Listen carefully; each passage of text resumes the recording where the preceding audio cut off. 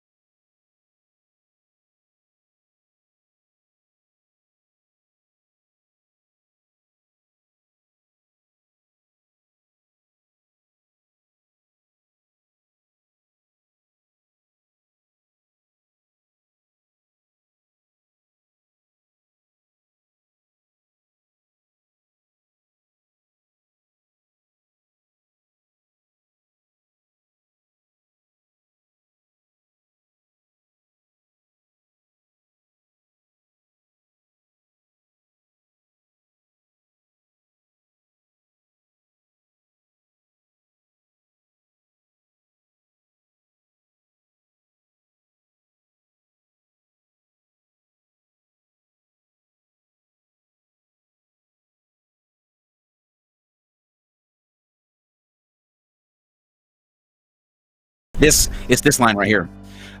This is where I grew up. I think the present owner fixed it up. I never knew. I think I may have put the wrong link in our. Hang on, I gotta fix something here. No one has figured out yet that I'm reading Nickelback. I know you did. I accidentally. Okay, hang on. I have to fix something before we pull on. Sorry, everybody. Give me just a moment. In the description with our Discord link, I accidentally put a link to one of the vMix calls. So there was just this random guy. There was just this random guy here a moment ago. That is epic on a level that I have never heard of. What? Let's go ahead and fix that. Yeah, give us just a moment, everybody. I mean, here, I'll pull us in. You do the introduction while I fix everything here, because I don't know who that guy was. I don't even see me on the screen. You should. We're both on screen now. That random guy was me. No, it was Jimmy. Remember, poor guy. I have two people in here. We have two me's in here. You see yourself twice? I'm just saying on my screen in front of me now. I'm just getting the blue screen of death. I think you booted me.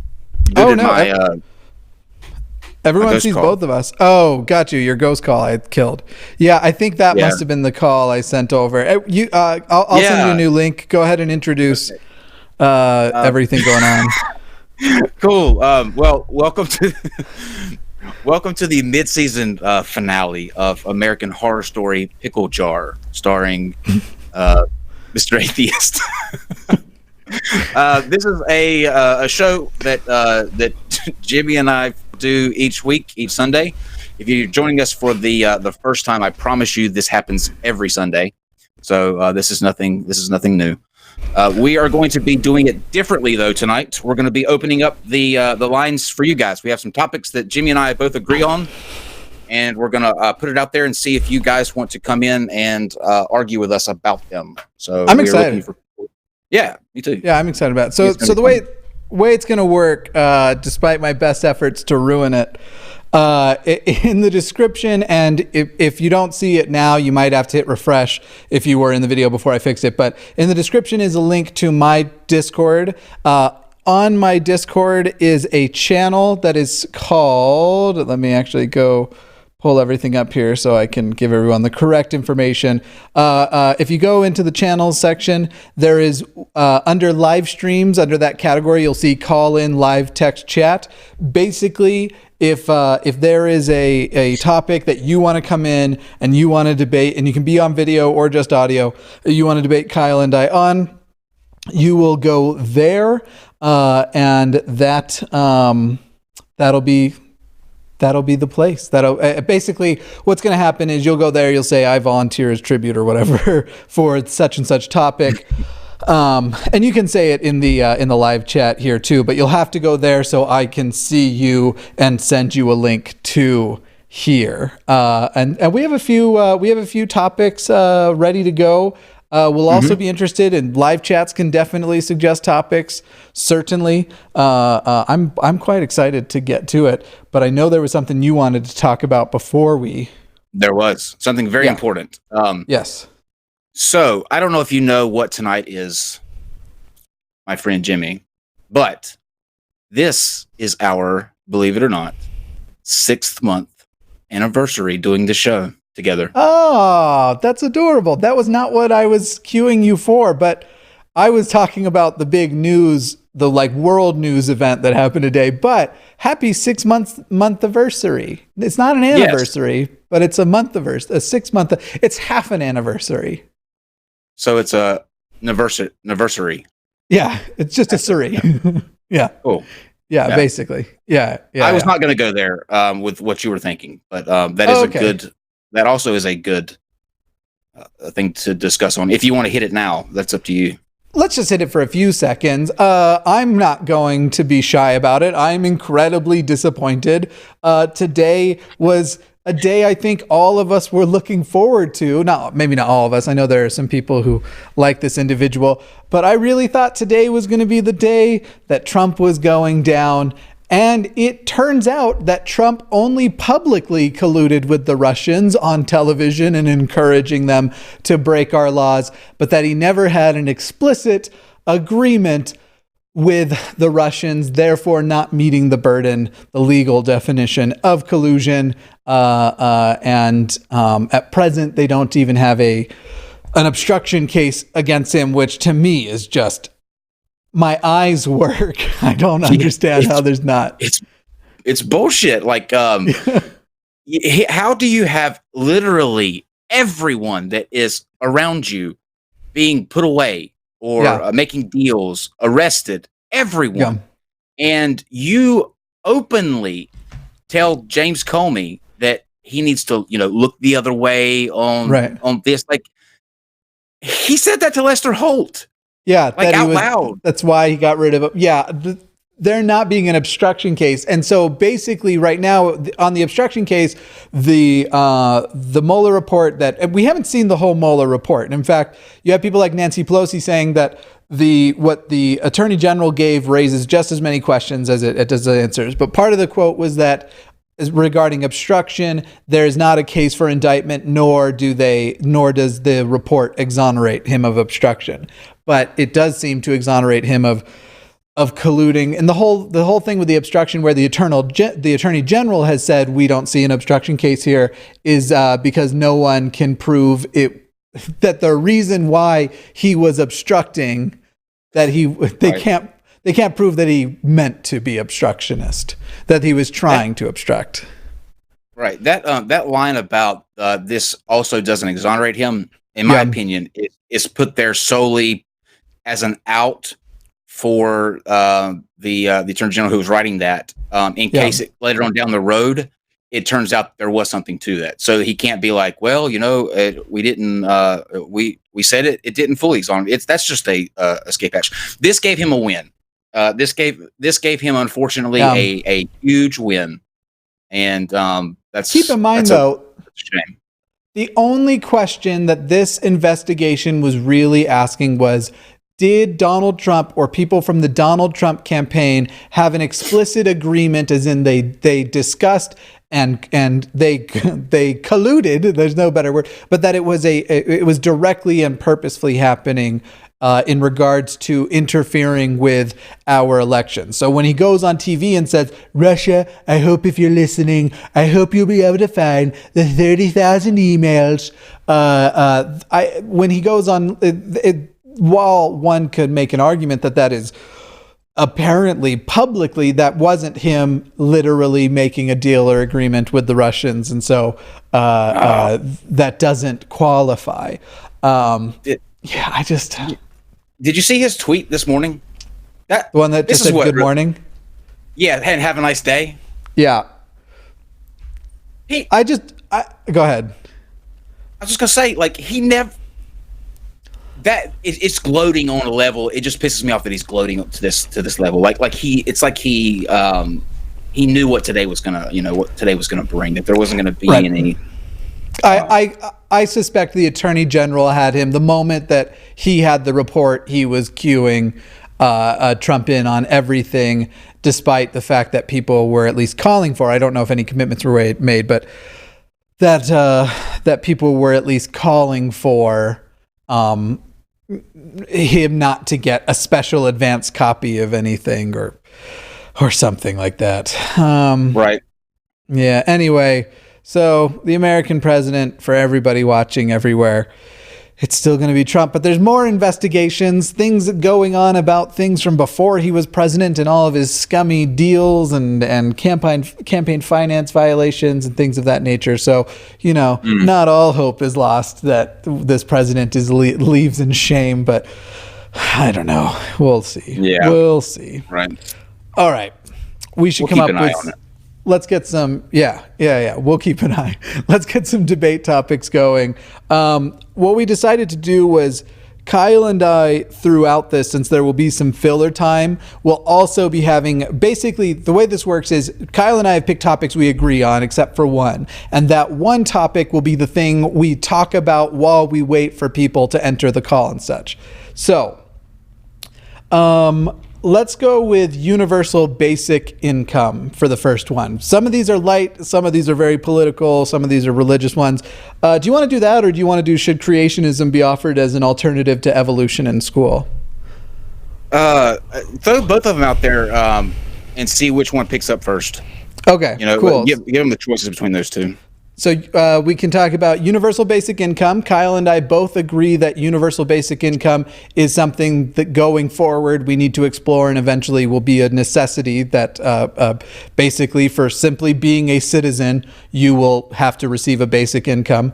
And then also creationism, neither Kyle nor I, we both agree that creationism does not belong in science classes, period, even as an alternative or to quote unquote teach the controversy. I may have voted wrong on that then. Oh, you do believe in creationism? Absolutely. Yeah. Okay. Well, let me guess. You think we came from monkeys, right? You think you think the Sphinx was intelligently designed? So far on my side, people are looking for universal basic income, but I hadn't mentioned the creationism alternative yet. So we'll see here, and then once we pick a topic, people will be able to volunteer if they want to come in here and debate us. Who would like to do? I'm just reading through the live chat. We'll give it a second. Go ahead. In my chat, hit number 1 if you want to go with universal basic income, and then hit number 2 if you want the creationist as an alternative in point. School. Cool. Yeah. Let's do that in my live chat as well. So 1 for universal basic income, 2 for evolution. And then let's introduce the debate topic now. For you and I, what we will be debating between the debates, and that is chocolate chip cookie versus oatmeal raisin. That's his. I'll give you the opening remarks, the opening statement. Sure. Here's why I say this. Chocolate chip cookies are sort of like vanilla ice cream. They are the plain Jane. They're the standard. And standard's good. People like standard, but you always want to go or try to go above standard. Now, I have my grandmother's recipe for oatmeal raisin cookies, and here's why I say that they are better. She would take golden raisins and soak them a day ahead of time before she was going to make the cookies in Captain Morgan spiced rum, and use those in her oatmeal raisin cookies, and they are to die for. And I defy anyone to try one of her cookies and tell me that chocolate chip is better. Your move, sir. Okay, and for the record, people who are going to the call-in live text chat, that is meant to just be for the people who are volunteering to be a part of the debate.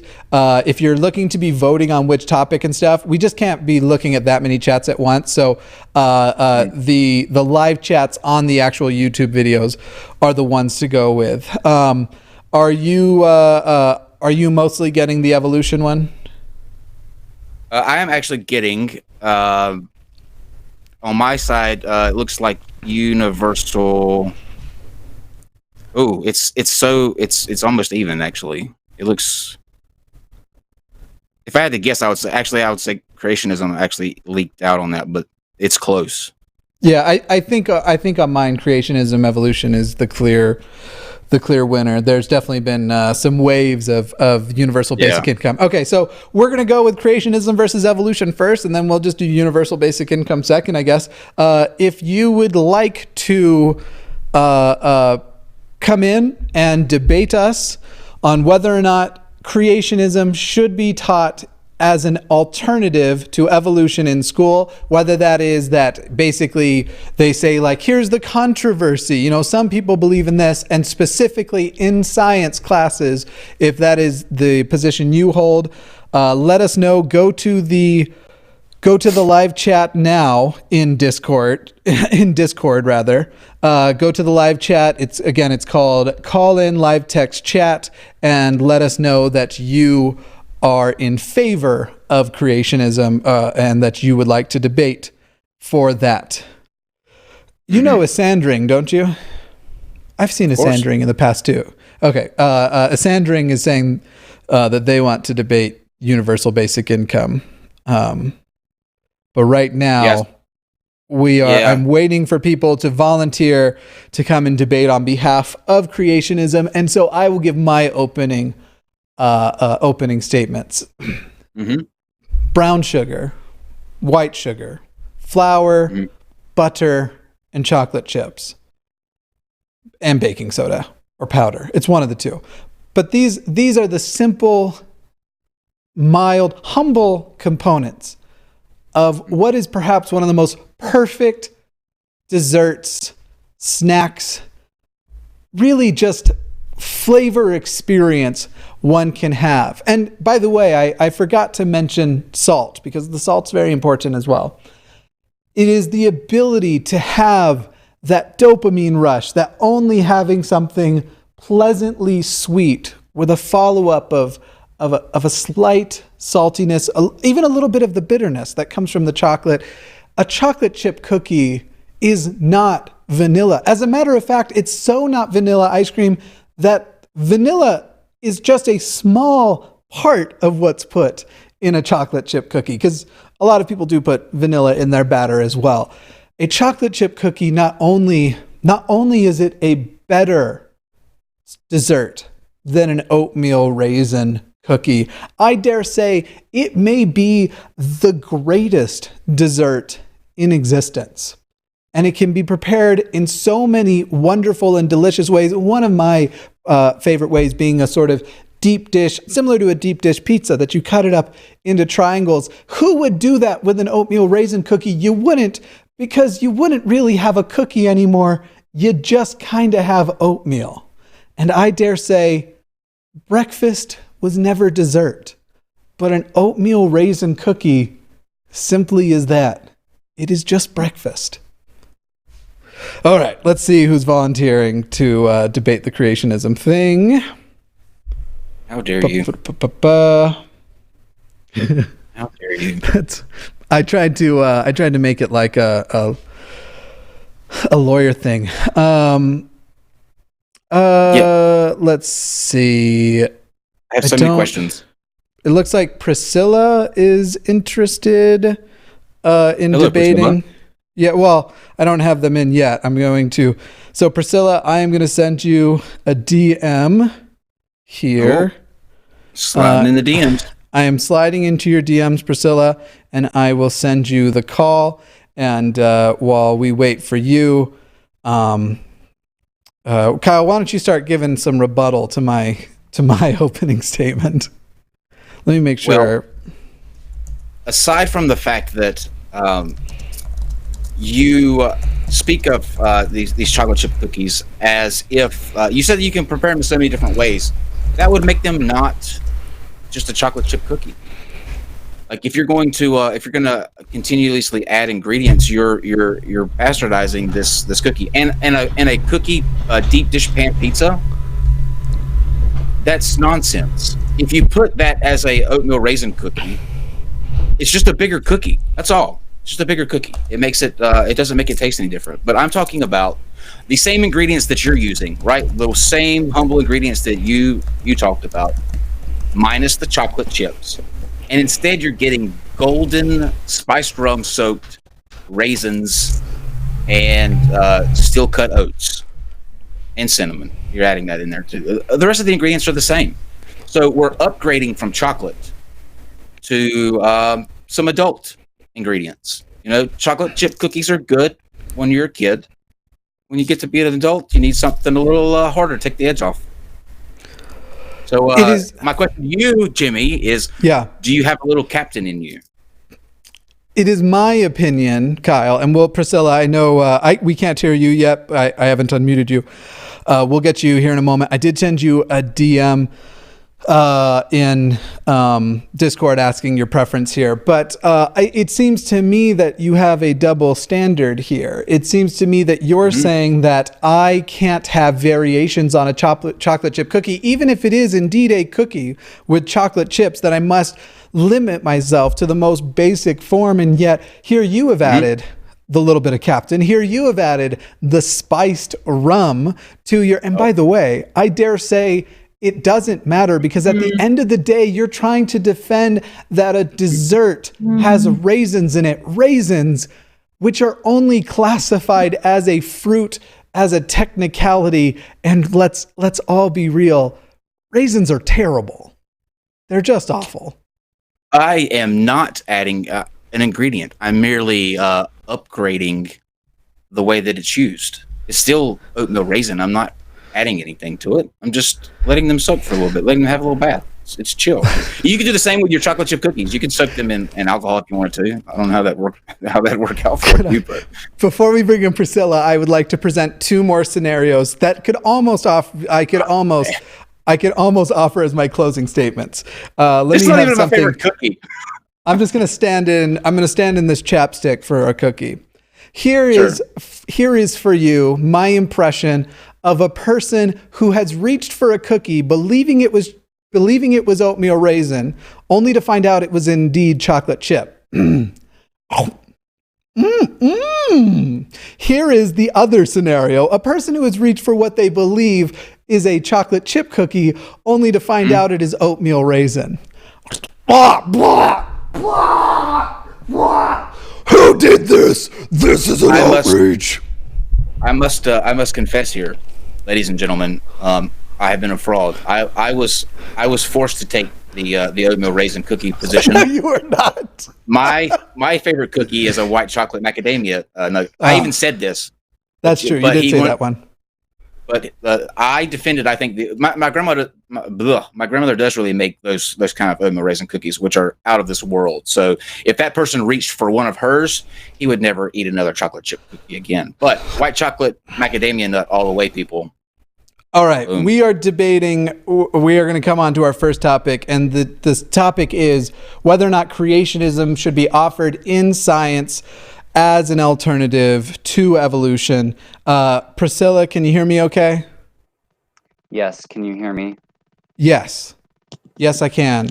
And you are going to defend that, in fact, creationism should be, and I do apologize ahead of time. We have no structure to this, but we will be respectful and let you speak out your points, as long as you don't try to gish galap or things of that nature.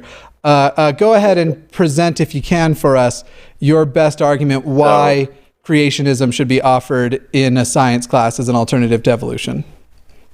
So specifically in high school, I think that there should be like a course in it in college if you want to go to, but specifically for high school.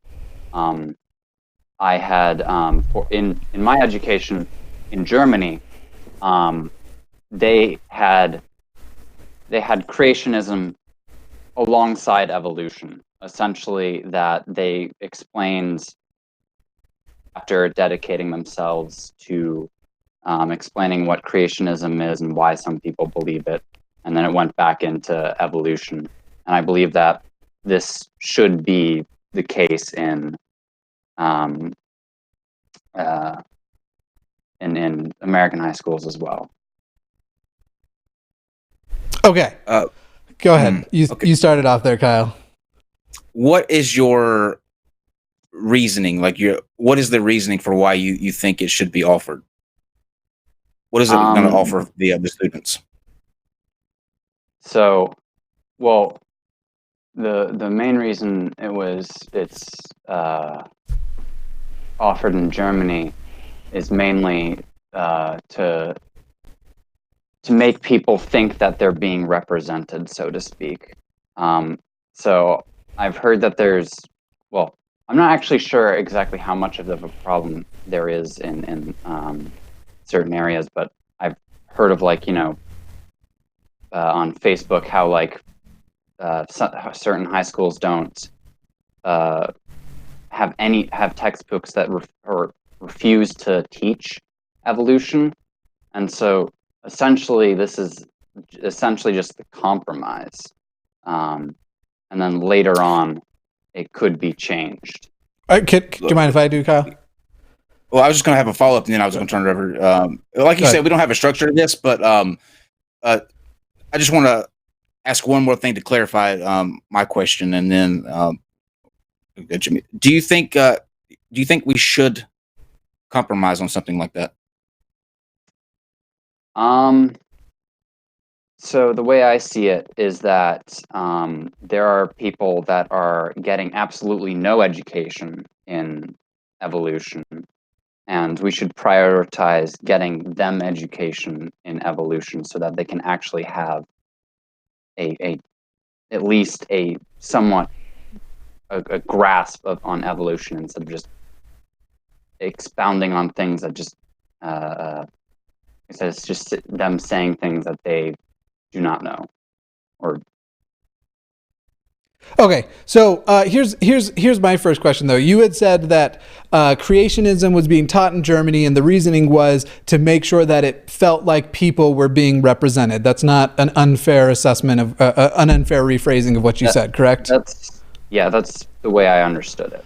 Why in the world should science classes represent humans and not science? In other words, you're saying that it does represent people, and it gives this equal access, but science isn't about people. Science is about science. Evolution is science. Creationism has only been in science long enough to be debunked, and it has been. So why include in a science course non-science for the fairness of representing individuals that science as a subject is cold to? There is no consideration of people. And if I could ask it, put actually maybe a little more eloquently, consider a high school psychology course, which is something that's being offered more and more. An alternative to explanations from psychology would be astrology, something also completely non-scientific and yet represents why a lot of people believe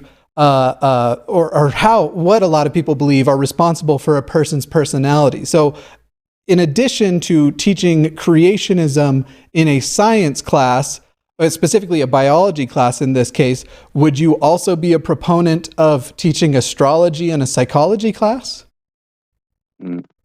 I have never taken a psychology class, so I do not know what it would really be about. So I cannot speak on that matter. But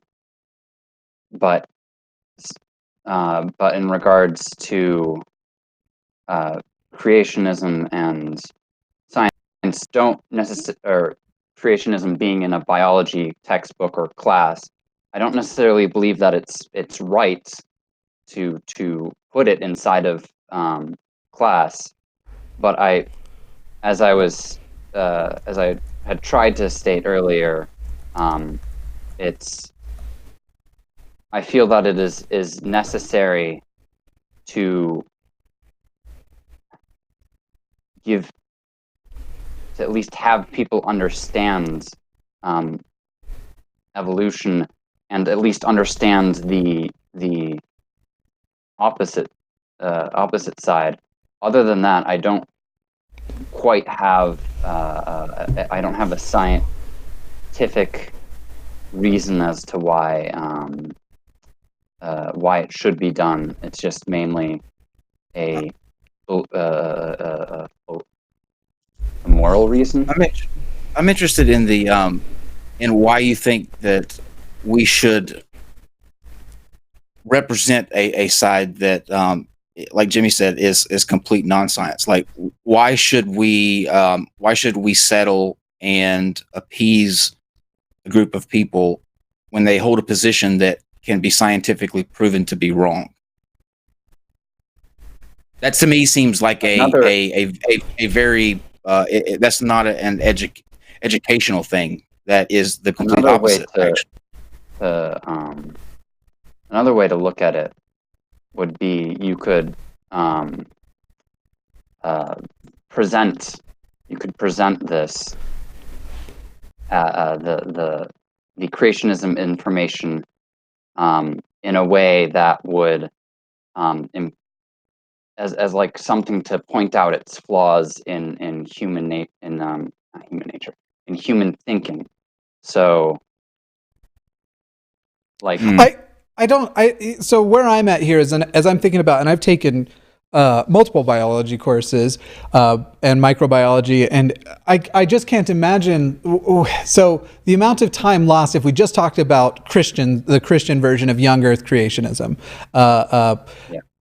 the amount of time lost to just go, hey, here's this, and even if you were saying present it so you can debunk it, it's getting ahead of yourself and going, here are the things we need to debunk outside of, and taking time instead of just teaching you how all of this works, how DNA, genetics, distribution, all that stuff works. And then at a certain point, you also have to ask yourself, and I dare say, I know some people can say this is slippery slope, but I think there is some a logical question to be asked of, which creation myths do we include and when do we stop? Yes, Christianity in the United States is going to have a few versions, the thing that they try to cleverly veil as intelligent design, but there are more creation myths than that, and in cultures that are alive and moving and talking today. In other words, obviously, I'm not saying like, do we go and dig up an old Hammurabi or whatever? Some ancient cultures. There are cultures that why do that in a science class? I'm not saying there's no class that is a good place to say, hey, here is what a certain culture and civilization believes. But why in a science class to where you are there to learn how science functions, would you instead learn failed hypotheses? Real quick, before you answer too, if anybody would like to, or if anybody wants to go to the Discord who also feels, because I get the feeling, Priscilla, that you don't yourself actually accept creationism. If anybody from the perspective of I am a creationist and want to defend this would like to come into, let me know. Jimmy, let me Priscilla, let me tag on a question that goes with Jimmy's question that he just asked you. For an example, should we then in science class also, when we get to how gravity works and that sort of thing, also teach the flat Earth argument or present that case? The theory of down. I would say so. The main thing I was getting to is that because creationism is it's not a majority. It's a what is it? A lot of people think of it as the truth. Whatever that's called. Essentially, even because people think it's true, it should be addressed type of thing. So I'm to go back to the point that Mr. Atheist used in regards to why it should be in a scientific class. It would be useful specifically for a failed hypothesis standpoint, it would be useful for engineering. In an engineering standpoint, to show why certain. So throughout history, great men have made mistakes, etc., with their theories, and we could use creationism as an example of this. Go ahead. Go ahead, Jimmy. Okay, I was going to say, I think I understand where you are coming from, and I think it is more of there are a lot of people who are undereducated in evolution. That is a tragedy, absolutely, and that when you come in and you talk about creationism, you're going to have to break down those walls. Personally, my first biology course I took with a not quite young Earth creationism bias, but a bias that Adam and Eve were the first humans and that humans didn't evolve from monkeys. And what I learned in a biology course, especially when you get around to the focus on evolution, it's not as though they just go, listen, here is the theory, now you must just understand it and accept it. They lay out for you all of the evidences, all of the structure, the way the whole things work. And I dare say that, Priscilla, I think I get where you're coming from, but I don't think what you're describing is actually necessary, because I think the best way to refute creationism isn't to necessarily go to a person who's looking to educate, rather, not necessarily for people in certain circumstances. I would happily go into a church and do what you are suggesting. But the best way to refute for a student creationism is simply to teach them evolution and prove evolution to them as true. I don't think you have to actually go in and, because it's almost an attack. It's almost like hey, you believe in creationism, here is a stupid tenet of creationism and why it's stupid. I don't see what you are defending as necessary. I would say that creationism, in regards to the Earth is 6,000 years old or whatever. Specifically, I would say that geology and archaeology would be more suited to debunking creationism. Yeah, I think creationism specific is, I could be wrong here. Obviously there's the phrase young Earth creationism, but I think creationism, and more specifically, the phrase they use, intelligent design, usually is more talking about the origin and variety of life that we see as being something that was a choice of something in the divine. But I don't disagree with you that my thing is, I'm not saying if a person raises their hand and says, no, professor, you're wrong because the Earth is only 6,000 years old, certainly the professor should respond to that, but attempt to get back to the lesson, I think, as quickly as possible. But again, I think I just stick by the statement I made before. The easiest way to refute young Earth creationism to an eager student is simply to just teach them evolution, not just what evolution is, but why we know it's true. I don't think you have to focus on why creationism isn't, unless somebody's being an abrasive student, the sort of God's not dead student from that movie. Why do you hate God? And how about someone in the middle? So like someone who's not really seeking out knowledge, but not like refuting it. Those people I don't think are going to be in a biology class. If you're talking about people who aren't students. And if a person wants to come on here, and I encourage them to even say, I would like to defend creationism. If a person wants to come on here, I will refute creationism when that is the topic, but that isn't the topic of a course you would categorize as science. I see you, whatever's Liberstar or whatever in the chat. You keep saying that what we're saying is wrong. The link is in the description. You can click that and come in. I don't know why you're continuously talking shit in the chat and not coming in. Come in. But I want to go back to an earlier point with this. The biggest issue is twofold from what I see. Number one, you're setting this up as a way to show that creation is wrong, by contrasting it to evolution. Now, in the southern states, places like Texas, the Carolinas, that's never going to fly. Like to be put up as a means for why, giving an example for wrong, they would fight that completely tooth and nail. But then the other problem is in the states where you have a high Muslim population. This was mentioned earlier. Which creation story are you going to tell, and how are you going to the creation story that they believe in? So you're going to do it just place by place. Yeah, multiple creation stories by the majority. Yeah, by the majority rules. I see. Interesting. Yeah, I just couldn't. To me, it just sounds like time wasted and time lost talking about something that just straight up isn't science. But go to church for that. Your motivations, I don't think are. I get what you're saying, and one thing you said at the very beginning, I think stands out and is quite pure and nice, which is that your main concern is that people are very undereducated on evolution, and I definitely think that is the case too. And so I too am in favor of something that fixes that as it should be. If you don't mind, Priscilla, we have Milo who it's waiting, who it sounds like is pro intelligent design and would like to come in and defend that position. So if you don't mind, I'd like to move over there. But final statements or final thoughts to you before you go. Have a nice day. Okay, good. You too. Thank you. Good. Thanks for coming. Is this the Milo?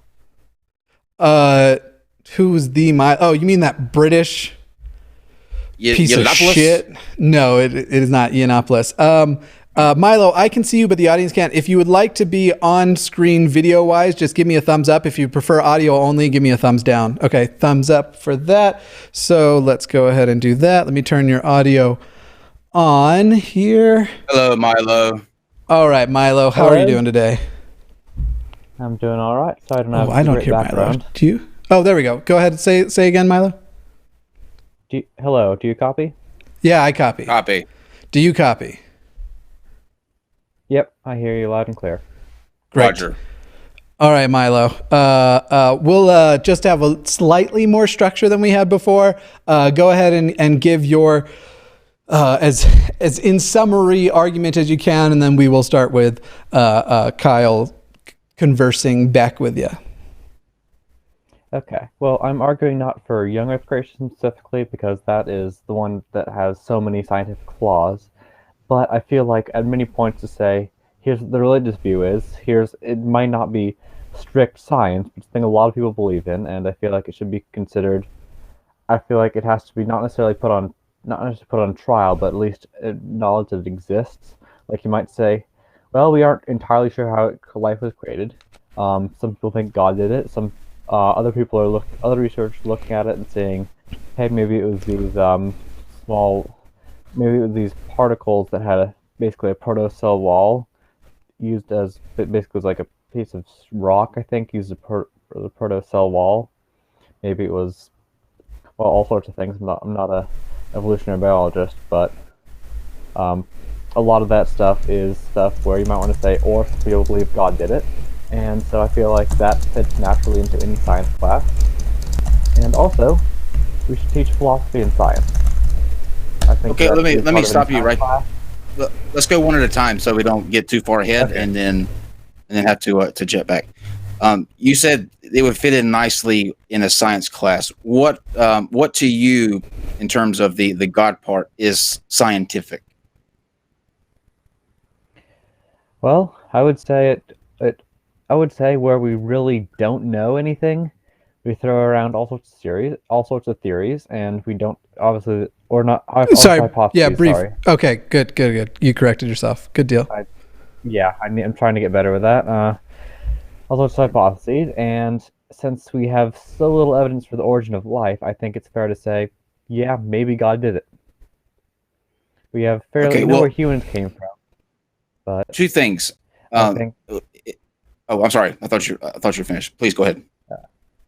Yeah, I'm just gonna address mostly what you're about to say. Yeah, obviously there is not much scientific support for this theory, but it's definitely a popular theory, and so, I mean, we learn Which theory is popular? creationism, the idea God that theory. God created the first life. Creationism is not a theory. It is only a hypothesis, and it's to many Sorry. considered debunked. Right. Yeah, it's sorry, the hypothesis. The problem that you run into here is there is when you say throwing around theories, they're not throwing around theories. They have a very sound basis that's rooted in careful experimentation and the scientific method that they can look back to sort of trace back the origins of life to the extent that we can. With the religion aspect of it, you have so many different denominations within Christianity alone, within Protestantism alone. Then you're having to branch out between all of these other religions, Hindu, Muslim. All of these have different creation stories. So are we to teach all of them, or just the Christian version in your view? I would say that it should be worth talking. I would say in many cases certainly shouldn't be teaching the Bible, but to say some people believe that this part was done by a creator or God of some sort is, well, fairly non-denominational. God or gods, we could even go so far as to include that sort of thing. And Yeah. So here's the thing I'm going to say to you. Science classes are about the scientific method. You mentioned philosophy and science together. I couldn't disagree more. Science coming from a branch of philosophy, it should be isolated to only that branch of philosophy, specifically the one surrounding the scientific method. When you talk about the scientific method, you talk about scientific deduction, you are suggesting that basically where there are gaps in knowledge, and you mentioned, though not by name, abiogenesis, that we may not know what the first event of life was, at least the first event of our evolutionary tree was, that we should then offer up to people everything that anyone has ever asserted. And I dare say intelligent design has yet to pass assertion. It is a hypothesis that, again, in many ways has been debunked. And if you're just talking about going back to the ultimate, like maybe God is using evolution as his path, and I'm hearing an echo back. Is that?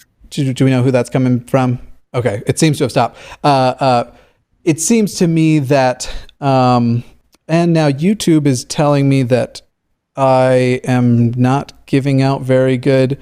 Hopefully everyone can still see us. It's saying that the data stream isn't fantastic. I'm not really quite sure why that is, but anyway, there is nothing scientific about the suggestion of, hey, here's a gap, maybe God did it. And what we do know about science, and as we do the scientific method, we are only examining the natural world. So to suggest in there that we maybe need to self-terminate ahead of time this investigation into the natural arisal of life in the universe by injecting a supernatural possible explanation only slows down the progress to whatever that actual explanation is.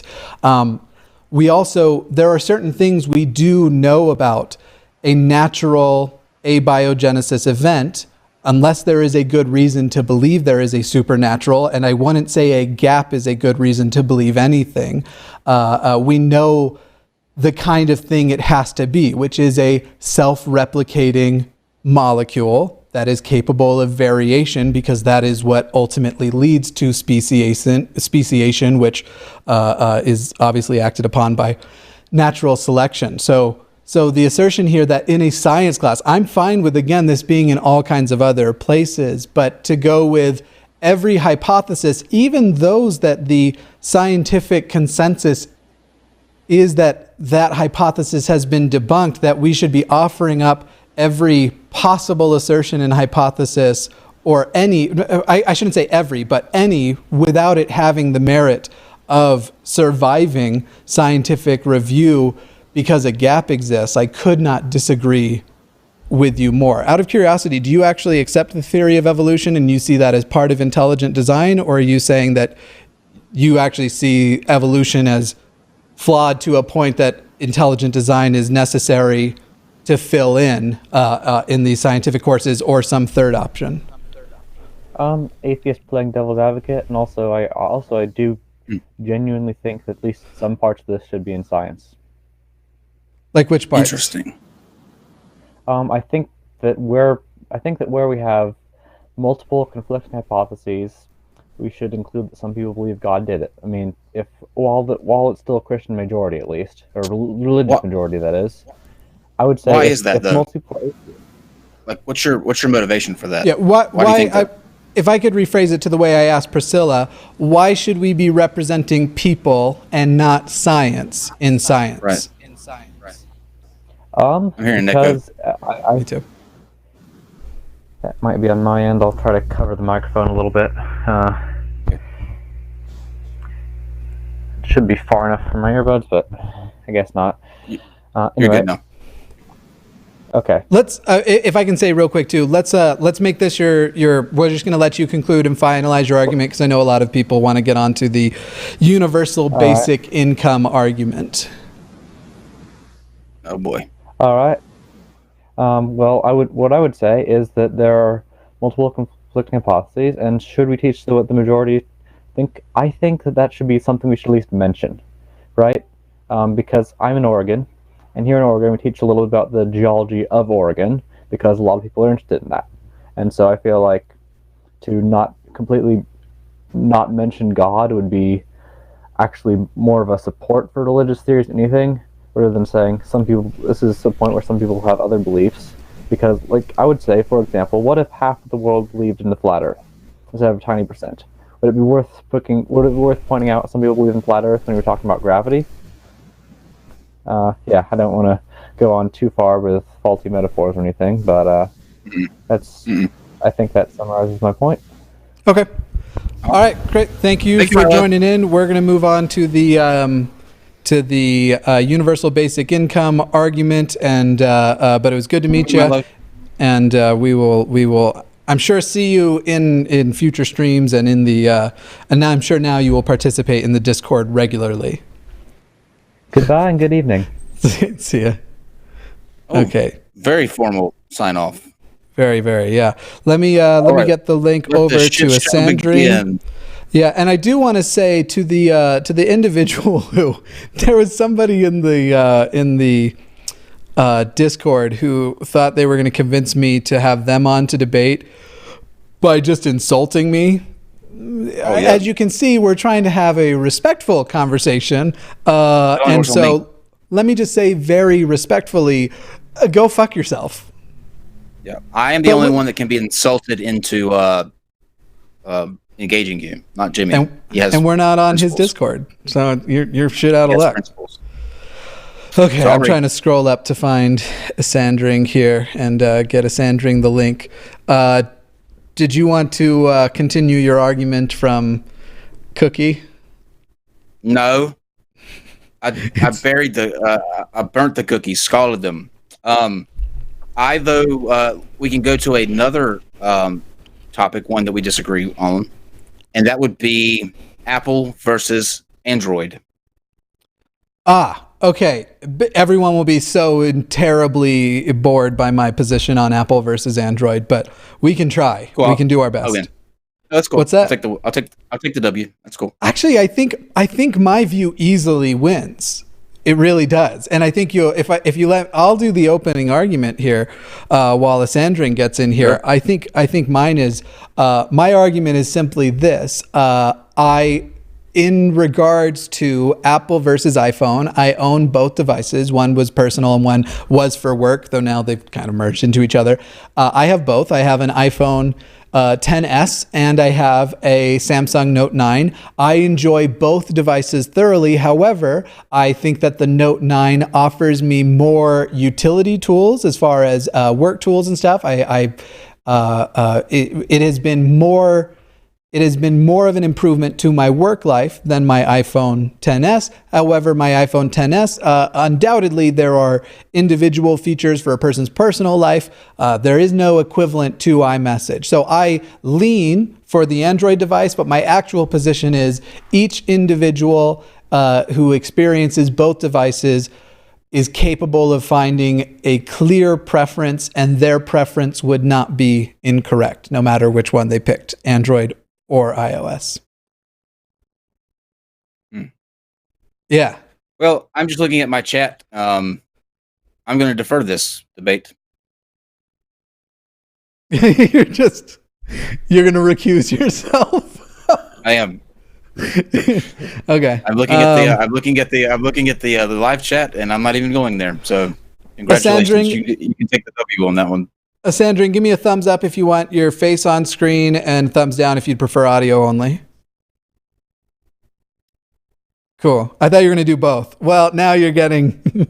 I don't know how to interpret that. I can't. I haven't unmuted you. Give me just a moment here. Let's see. Give me 2 seconds to have you. Now everyone, including myself, should be able to hear you there, Sandrine. Okay. And of course, I unplugged my headphones as I say that by shifting. One moment. I see how it is. You really didn't want to hear me. I'm going to waste you. Oh, couldn't stand it. All right. So, Sandrine, why are you an anarchist who hates people, single mothers? I'm just kidding. Go ahead. Because they're a scourge on the earth, and we just need to wipe them all out. Just round them up. Amen. That's it. They're done. Thank you. Thank you for making it easy to get the audience on my side. Now, go ahead. Wow. I see how it is. Hate the genocidist. I see. You're going to gang up on me. Yeah. All right. Yeah. So if go ahead and give a brief summary of why you are opposed to universal basic income. This did not get off the rails immediately. Genocidist. I did not expect to hear that tonight. I've got to give you crap. I mean, you can't have a great, wonderful, clean live stream on the NonSequitur show. It can't happen. Do we ever? Yeah. Do we ever? No. I want to continue that tradition. It gives us character. I mean, people already hate me, and they've only heard me a couple of times, so apparently everybody finds me repulsive. Let's just tack on to that. Why do you let's just add on to it. Why do you oppose universal basic income? Because I have yet to hear a compelling argument of how it would actually work. The few places that it has been tried in limited amounts, I will concede, it's failed. They didn't have the money to support it. They couldn't keep going. And simple math, when I look at, when we spend 60% of the U.S. budget on three programs, Medicaid, Medicare, and Social Security, and that's already 60% of our budget. And if you're going to give a UBI of enough that somebody could actually survive, you're talking about somewhere in the neighborhood of $2,000 per month. Much less than that, and somebody's still going to have to work no matter what, because the UBI is not going to be able to support them in any other kind of endeavor. So if they are unemployable because of a complete lack of low-skilled jobs available, they're still not going to be able to survive. I mean, they're going to be better off than just being kicked into the gutter, but I still don't see the program as a whole being able to work. I mean, it's just to give some, 200 million people $2,000 a month to live off of is already 3 times what our budget is currently. And we're in a shortfall of almost $1 trillion in deficit between how much money the government takes in and how much they're actually spending every year. I just don't see how this is financially workable. And aside from that, I do have a small problem with it. I do see a potential moral hazard of people deciding that they don't want to be productive members of society, going off and doing whatever it is that they want to do and just collecting their check, essentially living off of the tax revenues of other people. All of those are no doubt valid arguments against it. This is what I'm convinced. No, I'm just kidding. Go ahead. They are. I am open. I am open to hearing good arguments for it. I'm not going to say up front, no, I'm just set against this. But I want to hear how this really realistically will work. Mm-hmm. Let me tell you the biggest issue and how I think it relates to you, like on a personal level. I know you've heard of Andrew Yang and his, because he's the one that's sort of like brought this into the forefront. He uses the specific example that with the trucking industry, which is the industry that you're in, in the coming years is going to be hit massively with by automation. The self-driving trucks will lay off, just countless truckers. That's the example that he specifically uses. So when it hits that industry and all the other industries, what do we do with those people who are out of work on such a massive scale? Yeah.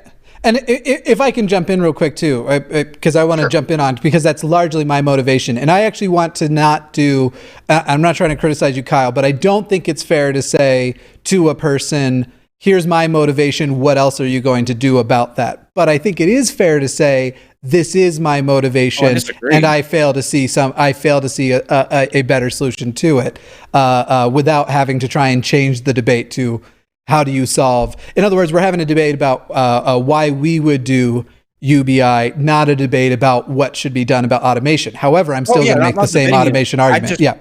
Sure. I just want to know what he in terms of his line of thinking, because he, like I said, it affects him on a personal level. I'm interested to know when that I'm very well aware of the automation issues. Sure. Yeah, exactly. The trucking industry. What happens when that hits? People are going to have to find another line of work. And the hard part is going to be that trucking is classified an unskilled labor. You can teach a monkey to drive a truck, which is why computers can do it, and generally can do so safer than humans. Although I would argue right now that the automated vehicle safety record is not substantially better than the commercial truck safety record, which is vastly better than the general public. Trucks are far safer than the general public. They're going to have to find another job, and I agree that widespread automation can cause a lot of low-skilled labor to go away. But this is an argument I've heard over and over and over again, and it hasn't happened yet. Now, that's not to say that it's not going to happen this time. Right. But it has less urgency to me, because every time new technologies come online, the same argument has been made that people aren't going to have jobs anymore, and yet our job industry continually grows. So in response to that whole, it hasn't happened yet, and I want to talk about a few of those things, a few of the things you've said here, but I'll start with the most recent, it hasn't happened yet. I find that to be an extremely poor argument when you can make pretty valid predictions. Maybe we get the timelines very incorrect, and oftentimes we do. Tesla, just for example, had that issue with a couple years ago. We, by this date, will have an almost entirely automated factory, only to find out that at present, it's very useful to have humans who can understand something like a dangling wire that's slightly too long, that you should just wrap that around a certain spot, and getting something intricate through. They had their timeline on when they could fully automate wrong. In general, this is how the whole concept of the development of technology is getting to places of things that have never happened before. 20 years ago, calendar makers weren't feeling threatened by a person being able to just, I don't even have to grab my phone anymore. I have an Amazon Echo over the way, and I can just speak a statement out loud and add something to a calendar that can track much more efficiently, and I can take everywhere without needing to have it written somewhere on the wall or for another. Agree. Go ahead. Oh, I'm sorry. I agree that that's a particularly weak argument. I said right up front that it's a weak argument because because it hasn't happened in the end. I mean, I kind of bounced between here and Steve's live chat talking about the problem of induction. You know, just because it worked in the past doesn't mean it's going to work in the future. Just because this has always sorted itself quite nicely in the past doesn't mean that this time isn't indeed different, and it will cause some significant problems. Well, as to the trucking industry specifically, yes, the sheer amount of money that's being poured into the automated truck industry right now, there's an enormous amount of it. I do believe that they will have automated trucks. My job isn't particularly threatened because I do specialized, and there's some specialized load securement. I go to interesting places, and that's going to be one of the hardest things for them to automate. I think that eventually they can probably get there. It's and I do too. So I just wanted to take what I was talking about just a moment ago to its conclusion. To take it a step further, we are talking about right now timelines that are hopefully wrong, of just a couple of decades before we eliminate not just trucking, but 50% of the existing workforce. And at that point, that number is so unmanageable. The simple concept of they will have to find another line of work. We are talking about not an automation problem that will put people out of work until they find another job, but an automation problem that will eliminate a huge number of jobs to the point there won't be jobs for everybody. Some of them are going to find jobs, but there simply won't. And then beyond that 20-year mark, you go to, I don't remember what the exact number is. I think it's 50 years, but it's something like 50 years from now, 95% of the workforce. There isn't much that AI and automated machines won't be able to do better than humans within most of our lifetimes, and then potentially it being literally everything, because at a certain point, not only will the automated machines be able to do individual jobs better, they will be able to build other automated machines to do new jobs better than humans can do so. They will be able to develop and figure these things out. And so when I look at the people who are like, for example, you mentioned having a specialty. I had this conversation with one person who was like, listen, no one's going to replace my job because as a mechanic, sometimes I drive a car and I diagnose it by a strange sound I hear, and I realize that that is the case and no machine can do that. And my response is, why? First of all, why would a machine resort to something as simplistic and unrefined as hearing? But also, if you just want to make the case that that isn't going to happen, yes, if we have to go with a hearing thing, why would a machine not be able to analyze sounds? However, I foresee a future where it's more like a machine gives your car the equivalent of an MRI, not literally goes and listening for a clink clink. So I'm not only in favor of UBI, I would say I'm even, the fact that I am politically aligned liberal is because I foresee a future of having to figure out universal social programs in general, because the workforce is going to be, the human workforce is going to be almost entirely replaced in a very short amount of time. And if we don't start working on models now, and I won't lie to you and say that I think there is a UBI model that is ready to go out tomorrow. I certainly don't think so. And I certainly think it has to be something we transition to as these problems arise. But the fact that we don't have it any sort of acknowledgement that this is an inevitability. At a certain point, the social contract will have to go away from I do a certain amount of work and I get a certain amount of money. And as a result of that, I can then go buy things, sometimes to the level of just to survive, and then sometimes to the level of to be able to have some level of luxury around me. That entire contract will just simply have to change to a social contract of when you need things, you get it. And hopefully there is a system in place that also provides things that are luxuries. And that is why I favor the UBI, because I don't see while I don't know how the model works now, I don't think that's a reason not to approach it and try and figure it out. I think with enough intelligent people going at it, it can be figured out, but I can't see a more reasonable alternative presently to the fact that the workforce is going to die, period. The human workforce, it has an expiration date. Anyway, that was the... And that could be absolutely true. And let's assume for just a moment that all of your automation fears, I hate to say fears, but all of the automation predictions are actually true. Yeah. Because I'm not entirely sure that automation is necessarily a bad thing. There's a lot of jobs that are extremely dangerous and harmful to people who probably would benefit greatly from automation versus having an actual person doing it. But let's just assume that all those automation projections are actually correct, and 95% of the workforce in 50 years is going to be obsolete. And I can tell you at that point, we will definitely figure something out. We do have an issue of finite resources. We live on we cannot have a system of infinite growth on a planet of finite resources. And all of our models currently essentially take into as an assumption infinite resources that we can continually grow forever. This is one of the issues that I have with the economics of the United States right now, and what especially the federal government is doing. You can't continually grow. At some point we're going to hit a cap, and there are other areas of the country, of the world, that are growing faster than we are, and we have no control over that, at least not morally. I mean, I guess the argument could be made you could bomb the hell out of them and reduce the population of some people. And unfortunately, history shows us that is pretty much what's going to happen when we hit that edge of that shortness, and there's even fewer. And I would like to avoid that. I would like to find an equitable way of fixing this. I can tell you that when people are worried about putting bread on their plate tomorrow, they don't give a damn about UBI. And they're not going to get behind it. Yeah, they're not going to get behind it. That's the problem with climate change. When you look at the people in India trying to scrabble themselves up to just a middle class existence out of abject poverty, or Africa, which is still mostly in abject poverty, and you tell them, no, you can't do that because it'll destroy the planet. We're growing too much. We're emitting too much. We're using too many resources.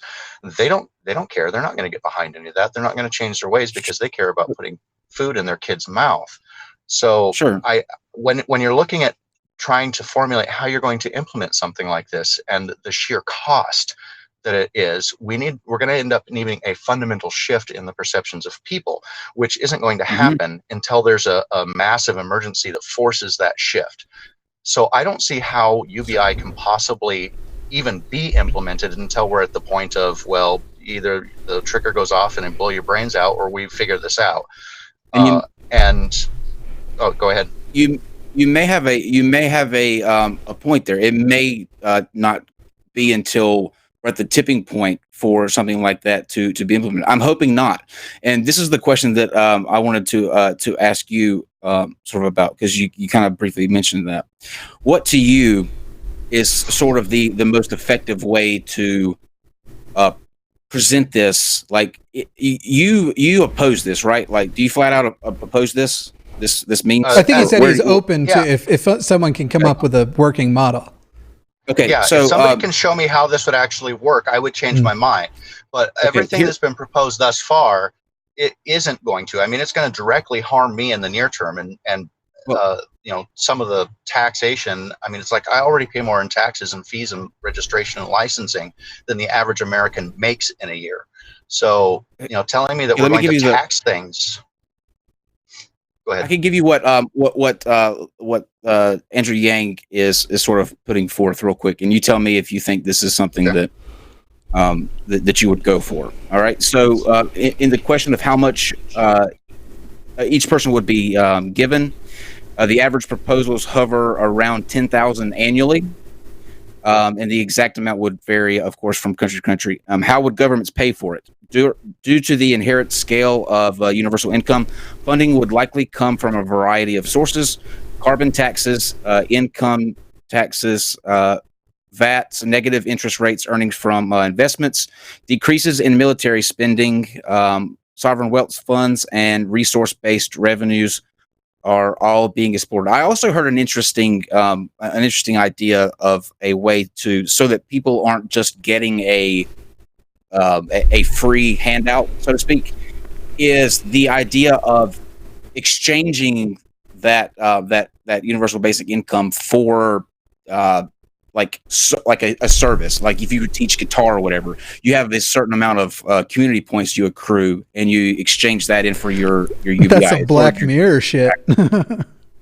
You're giving it back to the community, which is an idea, but marijuana would be a good start to getting these taxes in. Now you're suggesting funding UBI with capitalism, which is almost impossible. But I will say, in regards to where do you go? We're talking about a future where capitalism becomes also obsolete. It's not a matter of like I like capitalism. Trust me. At present, I prefer capitalism. I prefer capitalism at the moment. I am not a communist. I do prefer a certain injection of socialism, but I look at capitalism as the absolute worst system in the world, except all the others we've tried. It's kind of, I mean, that's sort of how I feel about it too. If you have true capitalism, I mean, if you have actual there's no such thing. But cronyism, corporatism, which we're suffering from now, and it seems that inevitably, as the success and prosperity of populations go up, the corruption creeps in. Yeah. So I mean, capitalism seems that it leads to that. Horrifically flawed.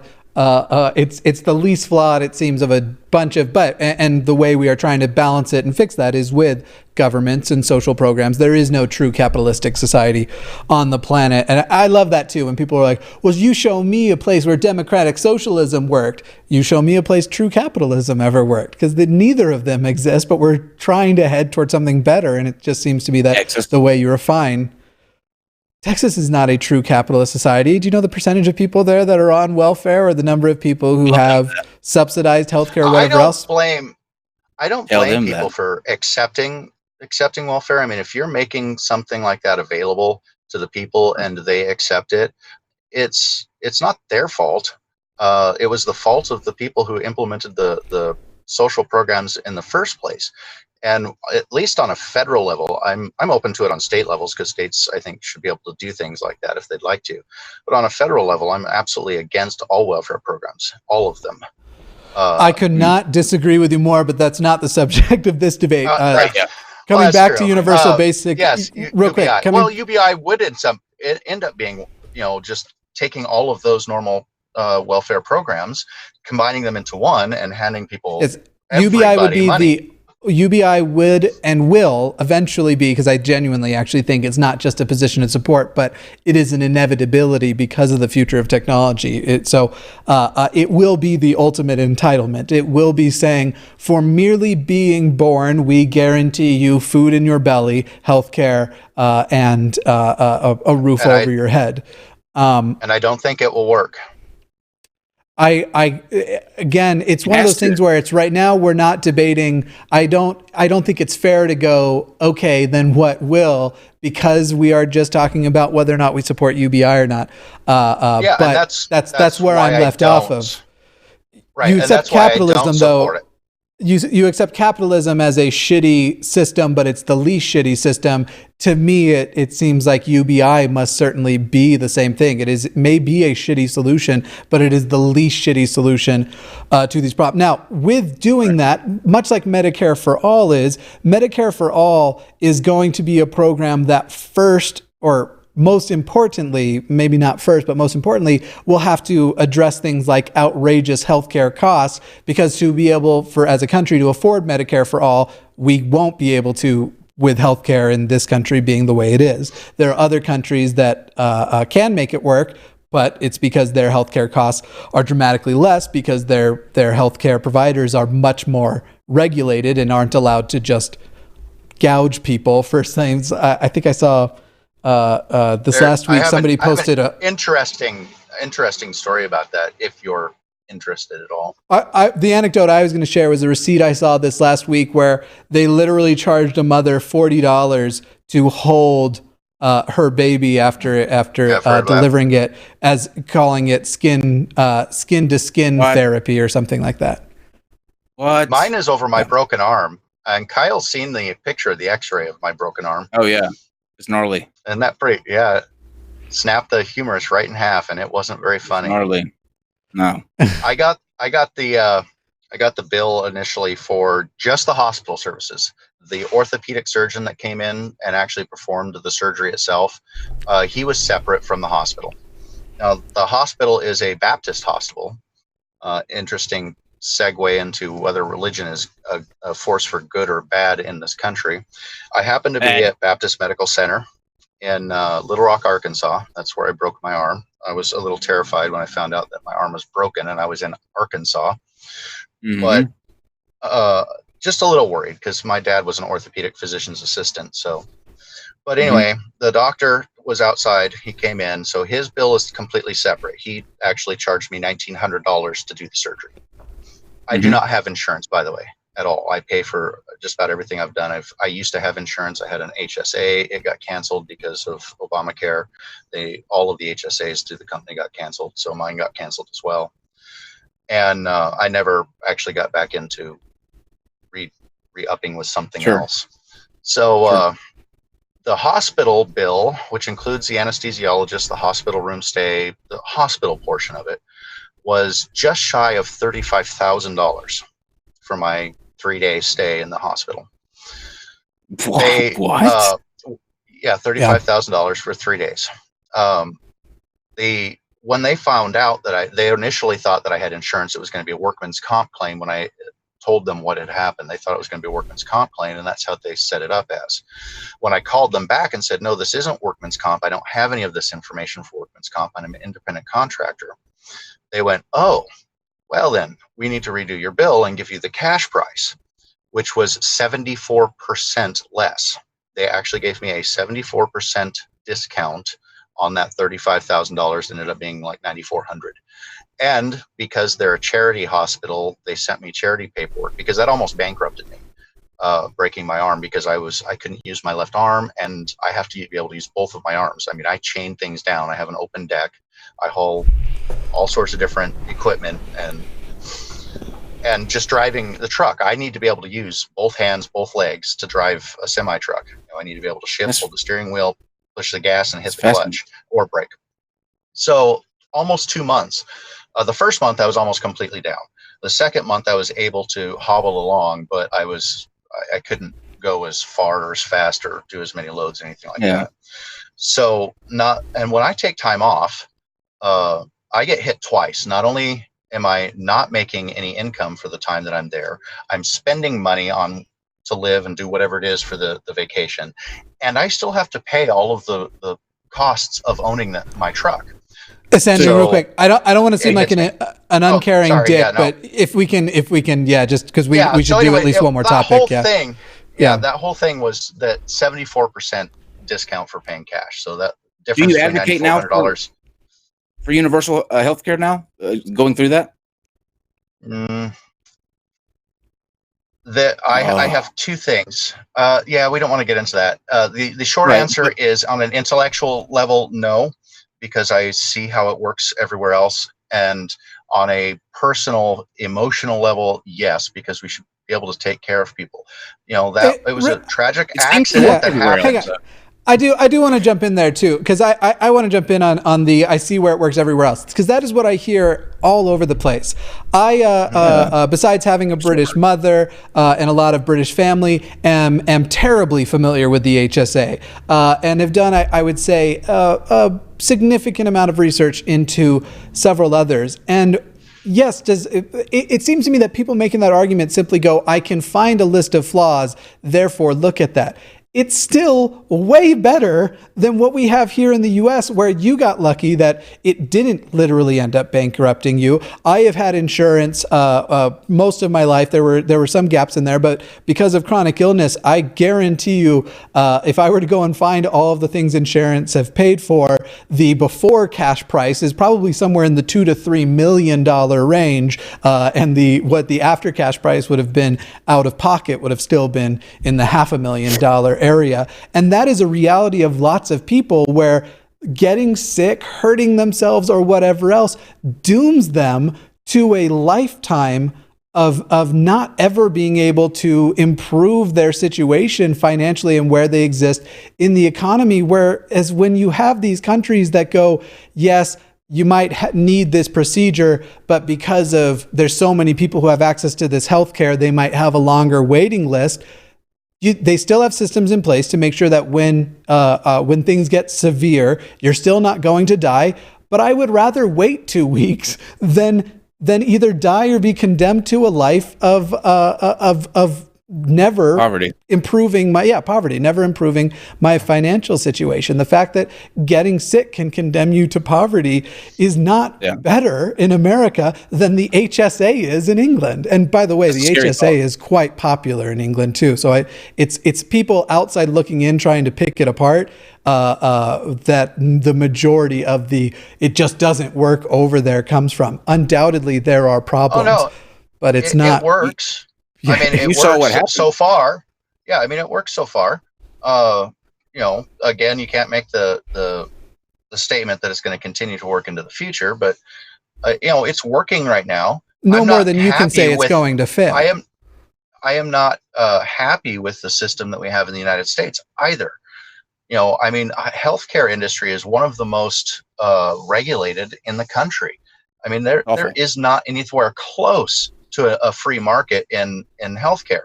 There are small sectors in the medical, I wouldn't call it really healthcare, but in the medical industry that are still largely open markets, and we see that the quality of the procedures goes up and the cost comes down. LASIK eye surgery is a prime example. Cosmetic surgery, plastic surgery of any kind is a prime example. The costs have continually dropped, whereas the quality of the surgeries have continually gone up. And they're not overly regulated. They don't have a whole bunch of SHAs involved with them. They don't have insurance companies to deal with, because insurance on average doesn't cover any of that stuff. Now, granted, it still costs out of pocket. If I want to go get a boob job, it's going to cost me, $3,000 to $4,000. You're also talking about a boob job too. You're also talking, though, about parts of the medical industry where people weigh cost against benefit, and they go, okay, am I willing to pay this much for improved eyes when Glassix or contacts work for me? Am I willing to pay this much for improved boobs when I can do whatever alternative? I'm not going to. And totally non-equivalent. That is why economically those things may have improved. Yeah, you can't apply that. The biggest question here is, or the biggest thing that I think the statement that needs to be said here again is that a sickness or an injury should never threaten to ruin your life in terms of like bankrupt you. And at the moment and that's a reality for millions of people every day. I agree with you that it shouldn't. Right.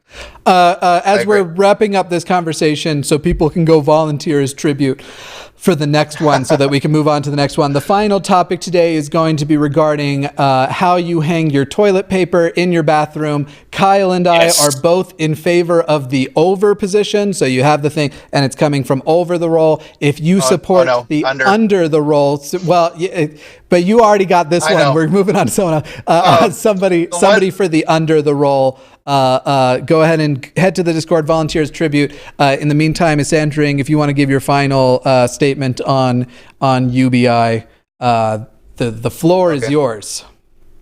I don't think that we should stop trying. I think that we should continue to looking. All of the UBI proposals that have currently been tried have failed.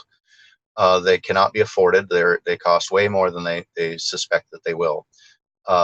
There's the income streams that people are saying, well, we're going to tax automation. Even if you were to tax all businesses currently at 100% of their profits, you couldn't afford the actual UBI if the UBI was of significant level to allow somebody who is unemployable to survive, and we're just going to truly make it universal. It would simply be too expensive. Nothing is free. We got to figure out how to pay for this stuff.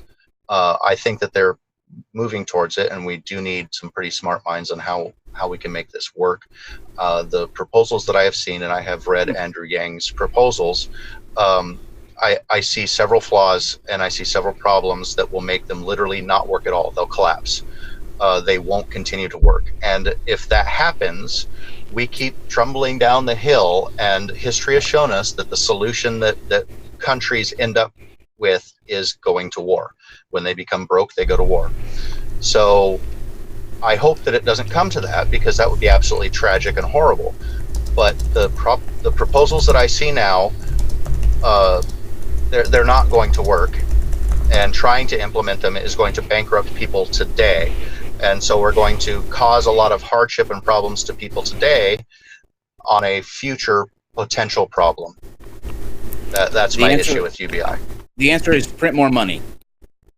Of course, that always works. Problem solved. For me, it's when I say capitalism is going to be obsolete, I mean, and I'm not trying to cut into this is more of an add-on. I'm not I genuinely think money will also become obsolete. There will be a day where there might be some value system put to it, but there will be a day that universal basic income will be guarantees of a minimum state of life, not necessarily you get this dollar amount every month. But anyway, that's just a little aside. I hope that you're right. Your likes. Yeah. I hope that you're right. I truly do, because the alternative is pretty bleak and grim, and nobody wants to go there. Thank you, capitalists. I actually think as science and technology advances, that population. I mean, obviously, there's always going to be people who want to have kids, but I do see it would be a much longer conversation. I was just going to say, ask the people in Africa who have an average children of 7.2. Right. and But that, want I mean, more. do you know why? Because this is actually something I'm familiar with. Do you know what when they ask them why they have that many kids? Do you know why they usually answer? God. Mostly is so that they actually have children that survive. So their primary reasoning is to have children who will take care of them when they are old. Certainly the survival thing's got to be a part of that. Like, now you have the best odds. You eliminate that as a motivating factor, and you do reduce. Certainly what you are talking about are impoverished areas where one of the great downfalls Absolutely. or failures of humanity is that we haven't extended to them the kind of technology and life that we have here, which is something we'll probably have to solve before we solve universal basic income. Also, it's gonna be because an the interesting Pope, thing the to Pope solve. comes out and against condoms. That's Oh, another big yeah, reason. that's The Pope's that's influence on That doesn't on help. condoms down there. devastating. Yeah. That doesn't help at all either. Awful. Sandring, I do need to steal away the link for your call, but thanks for joining and for Thanks your for having me on. perspective. Absolutely. Adios, amigo. Nice to see you again, Kyle. Have It's fun. always a pleasure to see you, sir. Love you. All right, see ya. vMix just I'm in. popped up an error box for me. There is a possibility when I click out of this, the whole thing is going to shut down. I'm just not going to You click want me out of to it. I'm going exit to put first? it. Yeah, you go ahead and go. I'm just gonna Okay. leave the error box up forever. Let's Fuck see. you, Aaron. We have toilet paper to get to. I need to get. I decided this one we would do 2v2. McGay is one of the people joining us. McGay? McGay. Yeah, you'll need to. God. You'll need to probably refresh. It looks like, because it looks like you've frozen. Maybe that was the error I was receiving. Let me send a message to. Wait, do that, Jimmy. Guys, if you're watching, and if whichever channel you wind up watching this on, whether it be on Mr. Atheist now or you're watching it on NonSequitur, in the comments, leave some topics that you'd like to see, so we can sort of get a list going. We're taking them from the serious to the fun. Just leave whatever you think that you would like to see argued here, and we'll try to incorporate those things in.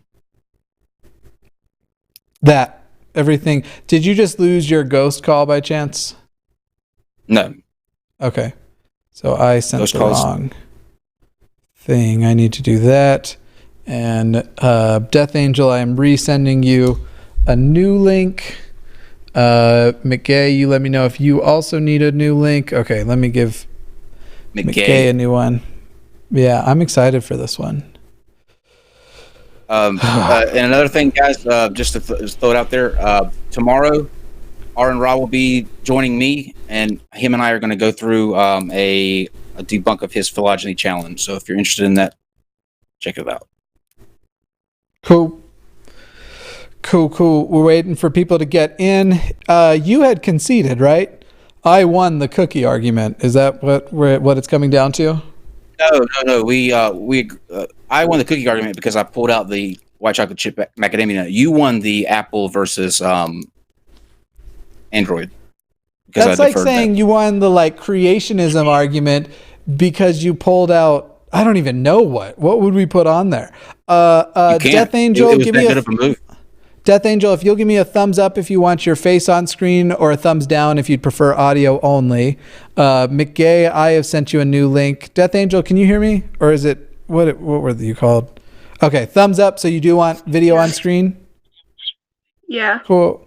Good deal. Let's, we'll put you here under, oh crap. I can't click anything unless I click out of this error message. All right. Here's really hoping that this doesn't shut everything down. We'll find out if it is the case that is, we love you all, and we'll try this again another day. Let's see if this is the end of the stream. Nope. Okay. We're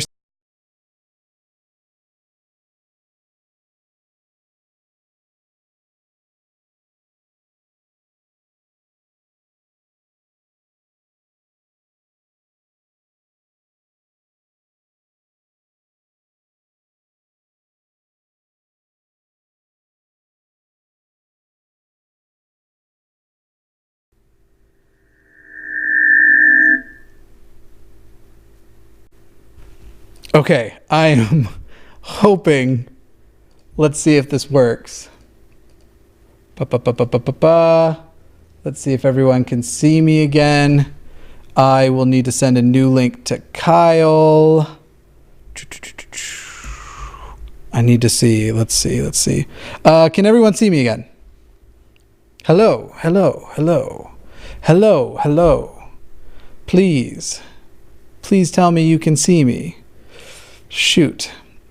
All right, I'm going to start getting to work on getting Kyle back here because that was a big bummer. Probably needs a new link. General change. Sorry about that. Sometimes these things happen. Technical difficulties. That was not dope. Oh, also let's cut back to this screen.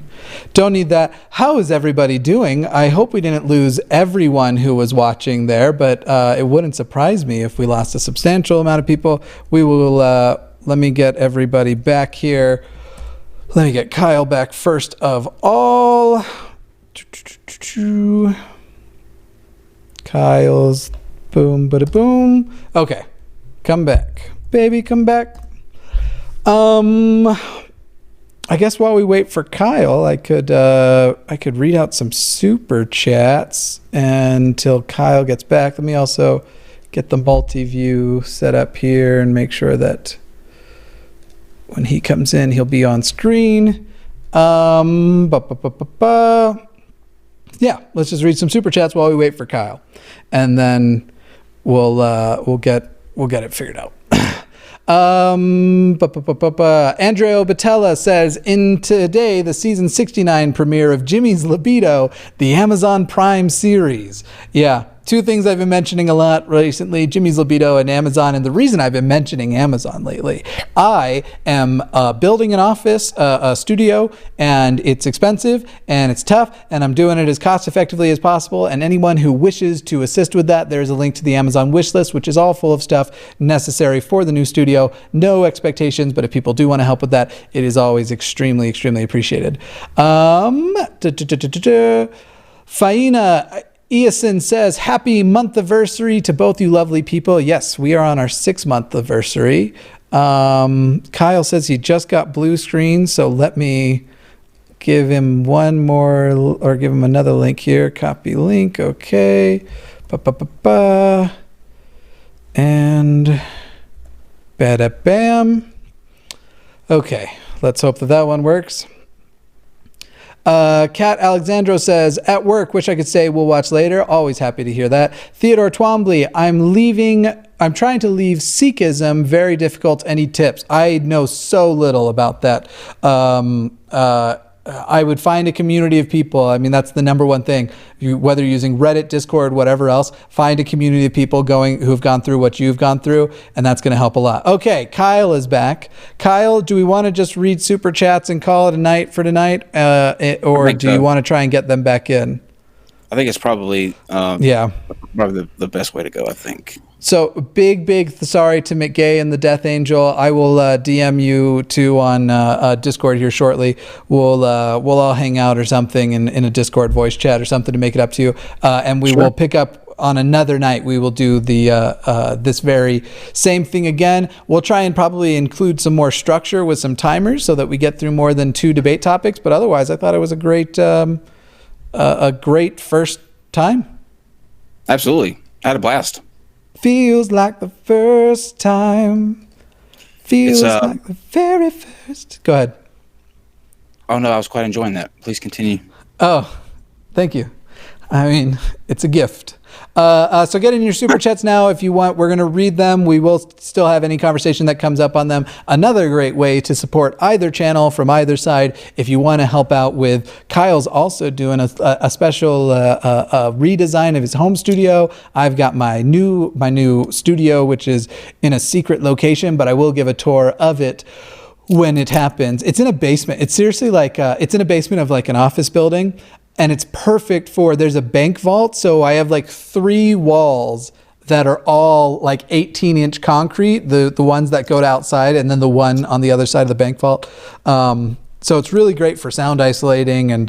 But the thing I really love about it, tornado season's happening, and tornado season always gives me tremendous anxiety. And I don't know that there's a safer place in all of Southwest Denver than this basement I'm going to be broadcasting from.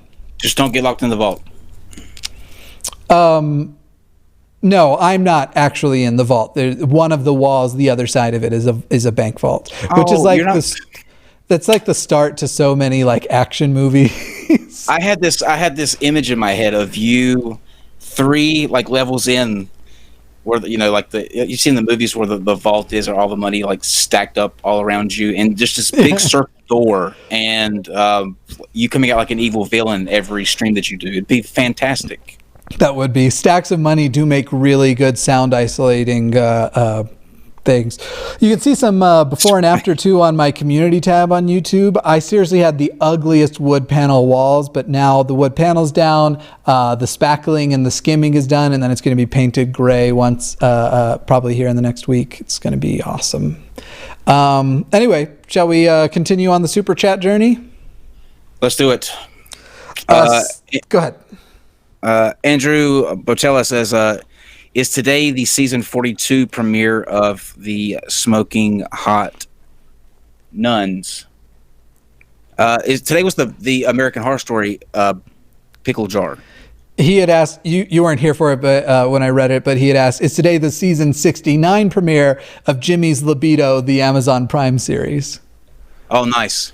Yeah. Very nice. Oh, I like it. So we're still going out on your channel then, right? By resuming the stream, did it create a second stream, or what's the damages? That's a very good question. You edited a stream now, so you probably have a second stream now. Do you know what happened? I don't know. Just crashed. Just this. Yeah, it was an error code in response to Mick Gay's trying to open up Mick Gay's call for some reason. I knew it. Mick Gay. All right. Wriggles World. It's that Mick Gay agenda.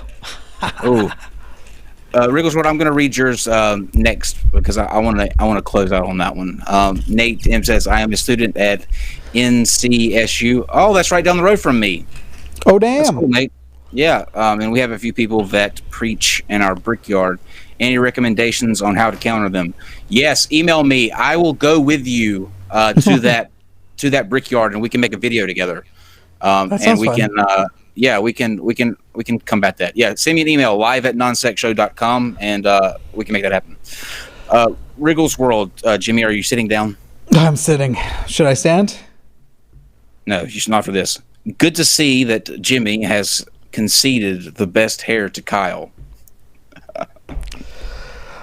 Well, you can go bug yourself. Sarah Lang, I'm an atheist. My fiance is Catholic. I fall asleep listening to you, and I'm able to talk to my fiance about you. Sometimes leads to arguments, LOL, but thank you. I will never convert. You make it easy for me to hold my ground. Now we just need to get your fiance on here, because I also had some of my ex-lovers were Catholics also, and I don't know. Now you just got to get your fiance to watch. That'd be fun. Atomic Apostate. Hey, happy belated Atheist Day from Texas. I wanted to say thanks for recommending OBS a few weeks ago. I'm still trying to accurately do a video capture, but I worked around it in my latest vid. Well, good. Yeah, OBS is a really, really powerful software that for what most people do, it is adequate. I need a little bit more. That way I can make sure that the stream freezes and breaks. You know what's funny though is our connection is way more stable now too, so the whole thing's just fucked. Skylar Lucas, as a trans guy and atheist, it means a lot to me that you're so inclusive and respectful of trans people. Love your channel. Keep up the great work. And of course, that's because trans people are people. Mary Civitano, thank you. Ratsui, I said this in chat, but I'll say it again as a super chat so you can see it. My partner has dubbed you Senpai Atheist. Enjoy. Notice me, Senpai. Wow. Yep. Ashton Phoenix, my girlfriend and I were talking about oatmeal raisin versus chocolate chip cookies earlier tonight, and as you have seen from tonight's display, that when specifically we are talking about those two in contest, chocolate chip wins every time. Raisins are terrible. You even conceded that you had to pull out the macadamia nut. You made me argue for a cookie that I didn't want to argue I with. did not make you. I literally said chocolate chip versus oatmeal raisin. What'd you pick? And you said, probably oatmeal raisin. All right. Right. You didn't give me an option. You didn't ask me what my favorite cookie was. You just went with yours. It just That's happened. convenient. I let you pick without you Convenient. knowing how much I love chocolate chip cookies. Convenient. My boyfriend, Ashton, this is from J.D. Lee Young. My boyfriend, Ashton Phoenix, and I are standing on opposite sides of the great cookie divide. You have ruined our once happy home. Thank you, Jimmy and Kyle. You are welcome, darling. I'm very sorry, Jade. Ashley Merrill, education isn't cookies. I disagree. Thank you to whoever left $1 and then deleted their message. Jordan and the nurse. And wanted to say that I love your channel. Thanks for all of the awesome atheist content. Thank you for thinking it's awesome. Some days I wonder. Alexander Latuche, Android for life. You already said you weren't willing to die on that sword, so we won't rehash it. The ex-Hindu atheist, how does he know that every non-working single parent just wants to sit at home and cash checks? I don't think he was saying that all of them do. I had meant to bring up, and he's not here, so I'm not going to attack that position, but the whole concept. My whole thing is that I seriously do think it is our moral obligation that simply for being born, you are guaranteed a minimum standard of life. And so even if, and that really annoys a lot of people who don't like welfare programs, because there is a minimum standard of life I would still guarantee to a person who just didn't want to do anything all day. But it isn't the case that that's what most people who are on welfare are like. And it is, yes, there are people who abuse the system, but there are a far greater number of people who need it because they need it. Not to really beat this cookie thing to death, but where do you come out on cookie dough? Oh, I love cookie dough. Love it. Love cookie dough. Now, are you asking me, is cookie dough better than a cookie? Yes. Oof. While you think about that, let me read these two that Yeah, just go came ahead. in. That's tough. Sandrine, thanks for the show. You're awesome. I didn't have enough haters, so I thought I would get some more. They're already messaging me. And also, Kyle, tell Jimmy that I love his channel. I think what he does is valuable. Thanks for the content. That was from Lysandrine. Thank you, Lysandrine. Thank you. So cookie dough. Oh, I think cookie dough is better than a cookie. I think that's where I fall down. Thank you. I win. You no, you don't. I did. How I brought does up cookie that- dough. Because cookie dough trumps your chocolate. You just admitted it. It trumps your chocolate You chip were cookie. defending oatmeal cookies. Defending oatmeal raisin cookies doesn't include all cookie dough. I don't make the rules, Jimmy. I just And take you know what my advantage of favorite them. kind of cookie dough is? Chocolate chip cookie dough. It's also cookie dough is it is such a trap because there is so many calories, and I never feel I can eat a whole tube of it or a tub of it, frankly. Lack amount green bean or LCK amount green bean. Thank you. I don't know what those letters mean. So I hope I probably butchered it. Ex-Hindu atheist. New Zealand's universal healthcare system works. Yeah, that's. I stuck with the NSA because it's one I'm more familiar with, but I've heard the same thing there too. And also from ex-Hindu atheist, the patent was for over the roll. Interesting. Apparently the actual patent for toilet paper was the over position. Exacto Guru was in a motorcycle wreck in 2013, destroyed left side of torso and right wrist. I didn't pay an extra dime for the life-saving healthcare I received. And that's Exacto is Canadian, unless I'm recalling incorrectly, I believe so. Yes, exactly. I'm very, very pro universal healthcare. Kenzie Shock, shout out to the mods for keeping chat civil, even with these heated debates. Oh, that was not heated. We can get heated. Yeah, I would We'll say show you heated. it. Yeah, that Jimmy was. and I have gotten heated before. Let's put it that way. We've gotten heated before. You've had to be in the middle in a private call of me just straight up yelling at somebody. Oh, don't say it like it was just I was in the middle of you while you two were going at each other. I was there Yeah, that's what for I'm saying. 9 hours. It was not 9 hours. It was 9 hours. It was likely not even an hour. Are you kidding me? We stayed up on that call. It started at 11 You and o'clock I- at night. We stayed up until it was 7 a.m. that morning. Talking but about it wasn't just about that topic. And as far as having the other individual in for that, where I was yelling, that portion was definitely less than an hour. That was less than an hour, but the entire conversation was like 9 hours. So basically, I'm not going to call out any individual, but if you are dismissive of trans people and you use your platform to do so, and you are bitterly responding to a person who made you angry, and that's clearly why you are saying these inflammatory things because your feelings are hurt, I'm going to fucking unload on you. And I don't want to play referee. I don't want to play referee. Anyway, Zuko Sirima, any tips for introducing adult cats? No. What? What? That's actually really fun because I think what Zuko is doing here is pointing out how people often use super chats to ask for tips on things, and so to go with such a random topic. That's great. Sorry, that really hits. That's great. That is so my sense of humor. You win. The subtlety of it. If that was intentional, you're my hero. Oh, that was great. Caitlin Smart says the last person that. Oh, excuse me. Whew. Caitlin Smart, that last person totally disrespected permanently disabled people. I know that wasn't the intent, but fuck that. I'm mad. I did not catch when that happened. Neither did I. Yeah, I did not catch that. Alexandra DeFreitas, please debate the sit wipe versus stand wipe argument. No. That's not absolutely a real not. argument. Because I will not sit fire. here. I will not sit here and listen to grown people talk about that. No. I will instinctively look differently at one side of that. I can't do that. I can't do that. No. Oh my God, that was beautiful. There is no debate. You sit down to wipe or you are a monster. But listen, let me tell you this. There was a radio station that literally had this debate, right? The direction for which you wipe. Is it from this way or through the legs? I swear. You go two grown men. From just next to the taint to just beyond your butthole. That is the way you wipe your butthole.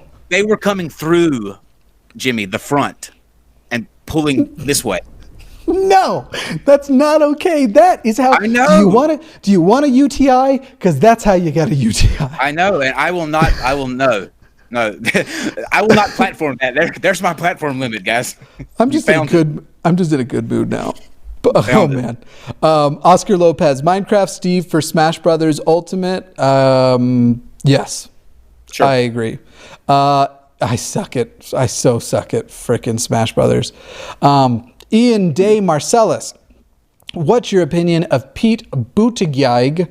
Thoughts on the Iowa caucus poll today that put him around third place after Biden and Sanders? I don't have an opinion because I'm going to be honest, and this is probably wrong of me. I don't know who that is. Biden. I think Biden is the most practical choice for victory, but not who would be the best president of all the people who are running. Yeah. I would agree with that. But we need, we need to be practical this election, not. I don't think.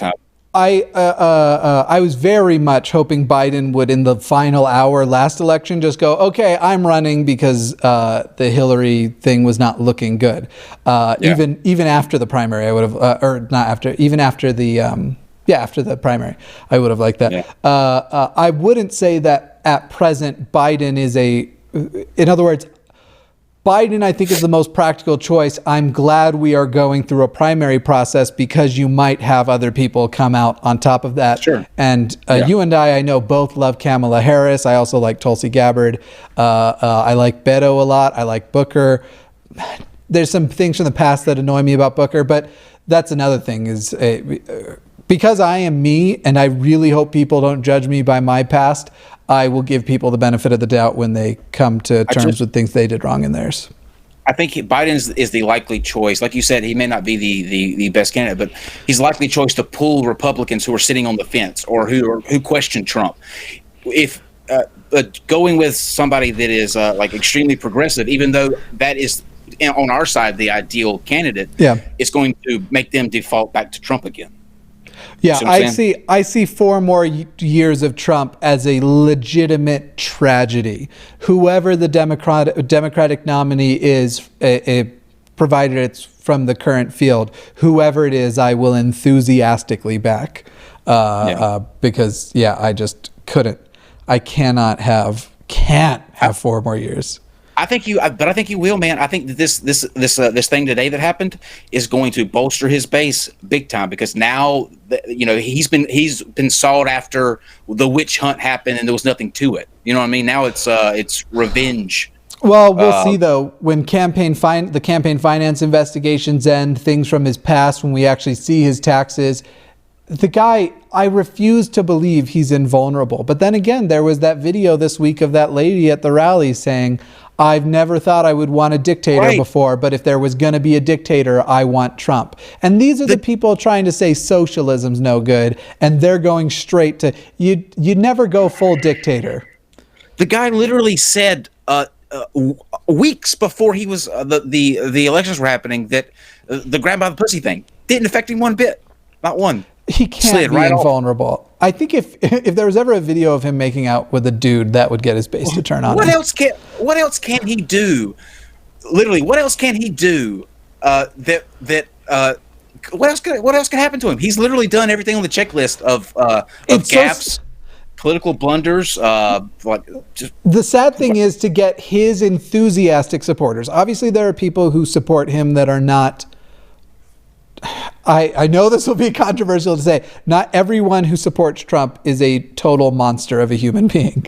But the people who are his enthusiastic cult supporters, unfortunately, the only things you could do to get them to turn on him, he would have to do things that are just fine to do, just things that are okay to do. He would have to enjoy kissing a man. He would have to enjoy doing something gay. He would have to marry a black woman. These are the kinds of things that would take Trump down, and yet they are literally just like, to the rest of us, that those aren't, why?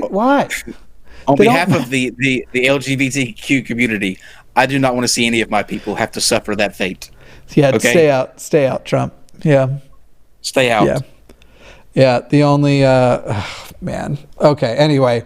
Let's see.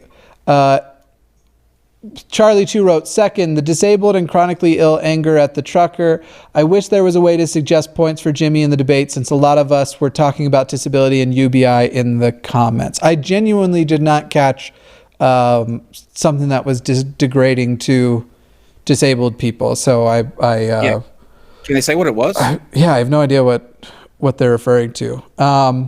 Alexandra Nasios, have you heard of what do you think about libertarian socialism or other forms of leftism? So I probably have heard of what you're describing, but I think it means something different to different people.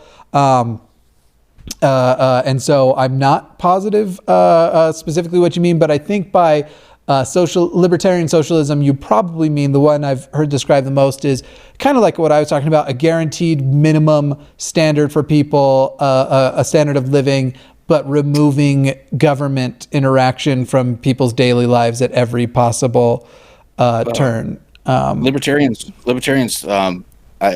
From the ones that I've interacted with, this person may not be one, but we've had several on the show, and they think that taxation is theft. That's their big thing. And I mean, they can't think that completely, because they certainly can't think that at all.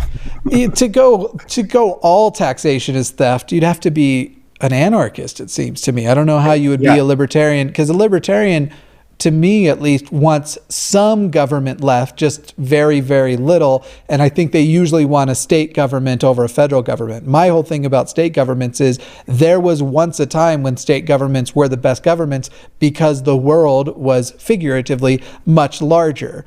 Now the world is tiny in comparison because of modern day travel, and I can be anywhere else in the country the same day.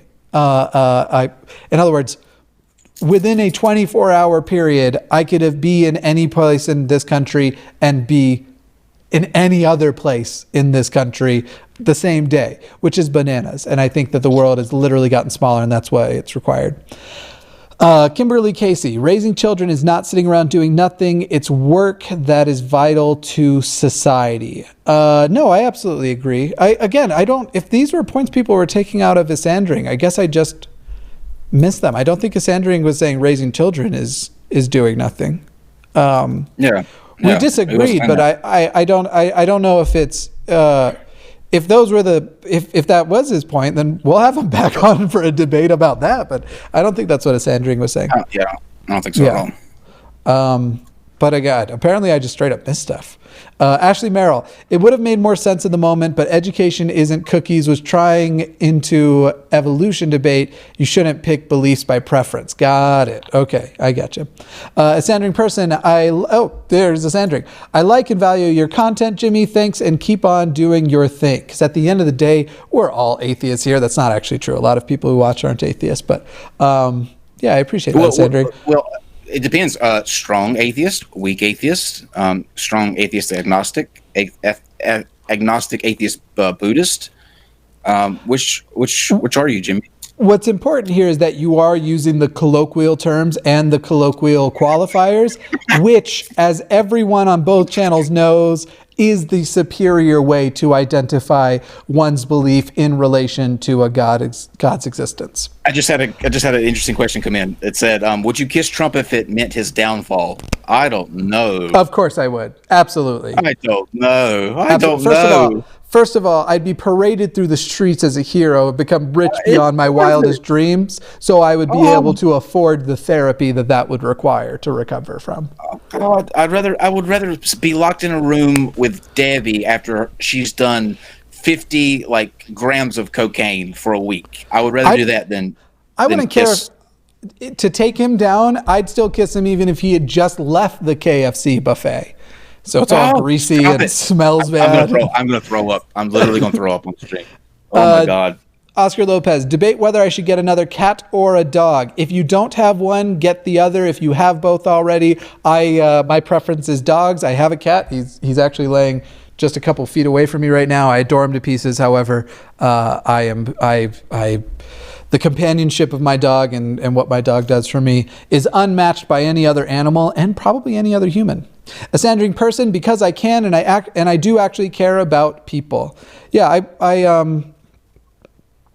let's see. I was going to say, Sandring didn't come off to me as a person who's uncaring, just that he and I disagree fundamentally about the solution to these problems. I don't think, I don't know Sandring well enough. I don't think Sandring was suggesting that you should just leave people to fend for themselves and the ones that die are the ones that die or anything like that. I think he and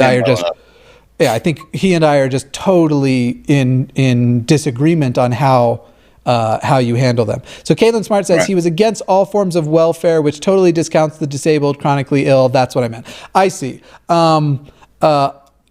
I personally, I don't think it's fair to jump to that conclusion because the way our conversation went, we totally gloss over the I'm opposed to welfare.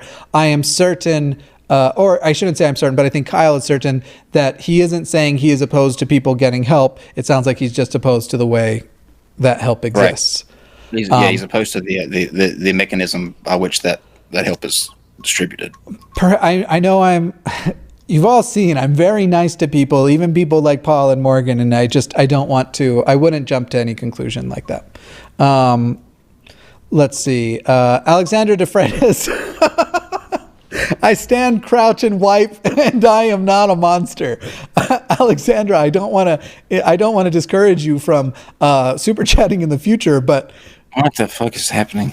You are a monster. I'm just kidding, but oh my goodness, I can't even imagine.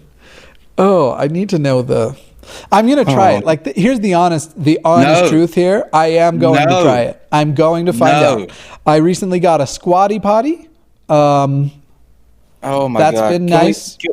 Good night, ladies and gentlemen. Goodbye. Oh, I got two more. Thank you, Mikkel. And Rachel Moffat says, introduce them slowly and use lots of treats. That was the advice for the adult cats. And then the ex-Hindu atheist, one never knows when they might hit hard times. Absolutely. I'm extremely pro-welfare. I am extremely, and like I said, I'm pro-extending a minimum standard of living merely because you are alive. I think that is the case. But I will say, I know that I'm sure I made many people very impatient with me, maybe even mad at me, but I am not so quick to condemn a person for basically a summary statement that they didn't flesh out, because I would seriously be shocked, and I would be quick to, if I thought a Sandring literally was saying people who are disabled just have to figure it out or die, if I thought that was the case, I think you all know it would have been like that conversation I was talking about. This would have turned very heated. If I thought that was the implication, I would not have let that go. And I know him on a very personal level. And he is the one of the most willing to help anybody out in a pinch and that I've ever met. I mean, that's just not him. You know, how it came out is probably not at all. It meant that way, but I know him personally, and that's not him at all. That's not his character. Yeah. So. Okay. I hope everybody isn't super pissed off at me. Honestly, I hope people aren't. It's a situation where I encourage compassion. I encourage patience and understanding, and because that's just kind of my whole thing. Charlie, too, I think our point was that a lot of his views are ableist in practice, even if not in intent. The end result is we still die. I understand the perspective you're giving there. I think, okay, so the number one reason why, because again, I don't know a Sandring, so I'm not just trying to defend a person who, because I have some inside knowledge. But I will tell you that my legitimate belief when I was more libertarian years ago, it is years ago for me, but when I was more libertarian, was that there were free market and people-centered solutions that would be better than government-centered solutions. I no longer feel that way, but I definitely, coming from, I am a person who struggles with chronic illness, mental illness, and I have this rod in my leg, which is plenty often enough unpleasant and makes physical activity more difficult, because if I'm on my feet too long, it's my legs end up hurting so much I can't sleep at night. I am much of that was true. The leg breaking part, not as much. I think that came after my libertarian phase. I genuinely was not a person who was turning my back on people with disabilities. I just thought that or chronic illness or whatever else, I just thought there were better solutions out there. And I lean toward giving everybody the benefit of the doubt. While I understand that saying just the phrase "I am opposed to all welfare" will be interpreted negatively. I don't think his position is one of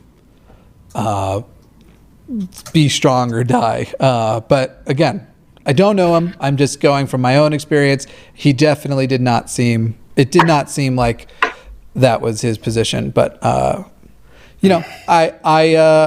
part of why you like this channel, hopefully, is that I try to approach those who I have disagreements with as much understanding and compassion as I can. And in this case, that includes not taking statements like that to a conclusion that one could be tempted to go to without hearing it from the person themselves. Okay, I think that's as good a place as any to end out. I definitely think ableism is an issue, and I definitely think that there are times where people say things that they don't realize that they don't realize they may be advocating for things that make people in those positions and situations, it makes things for them more difficult. Undoubtedly, those things are true. But anyway, let's close out there. Do you have any final thoughts you want to finish with? We always wrap up with my advice for the week. That's true. Look at this photograph. Every time I do it, makes me laugh. How did our eyes get so red? And what the hell is on Jimmy's head? I have to interrupt. We do have another super chat. Jimmy, do you watch the Majority Report? Highly recommend, especially for a production standpoint. Kyle, any idea why Steve stops being rational when it comes to institutionalized racism? And that is from Gedry. Oh man. I am.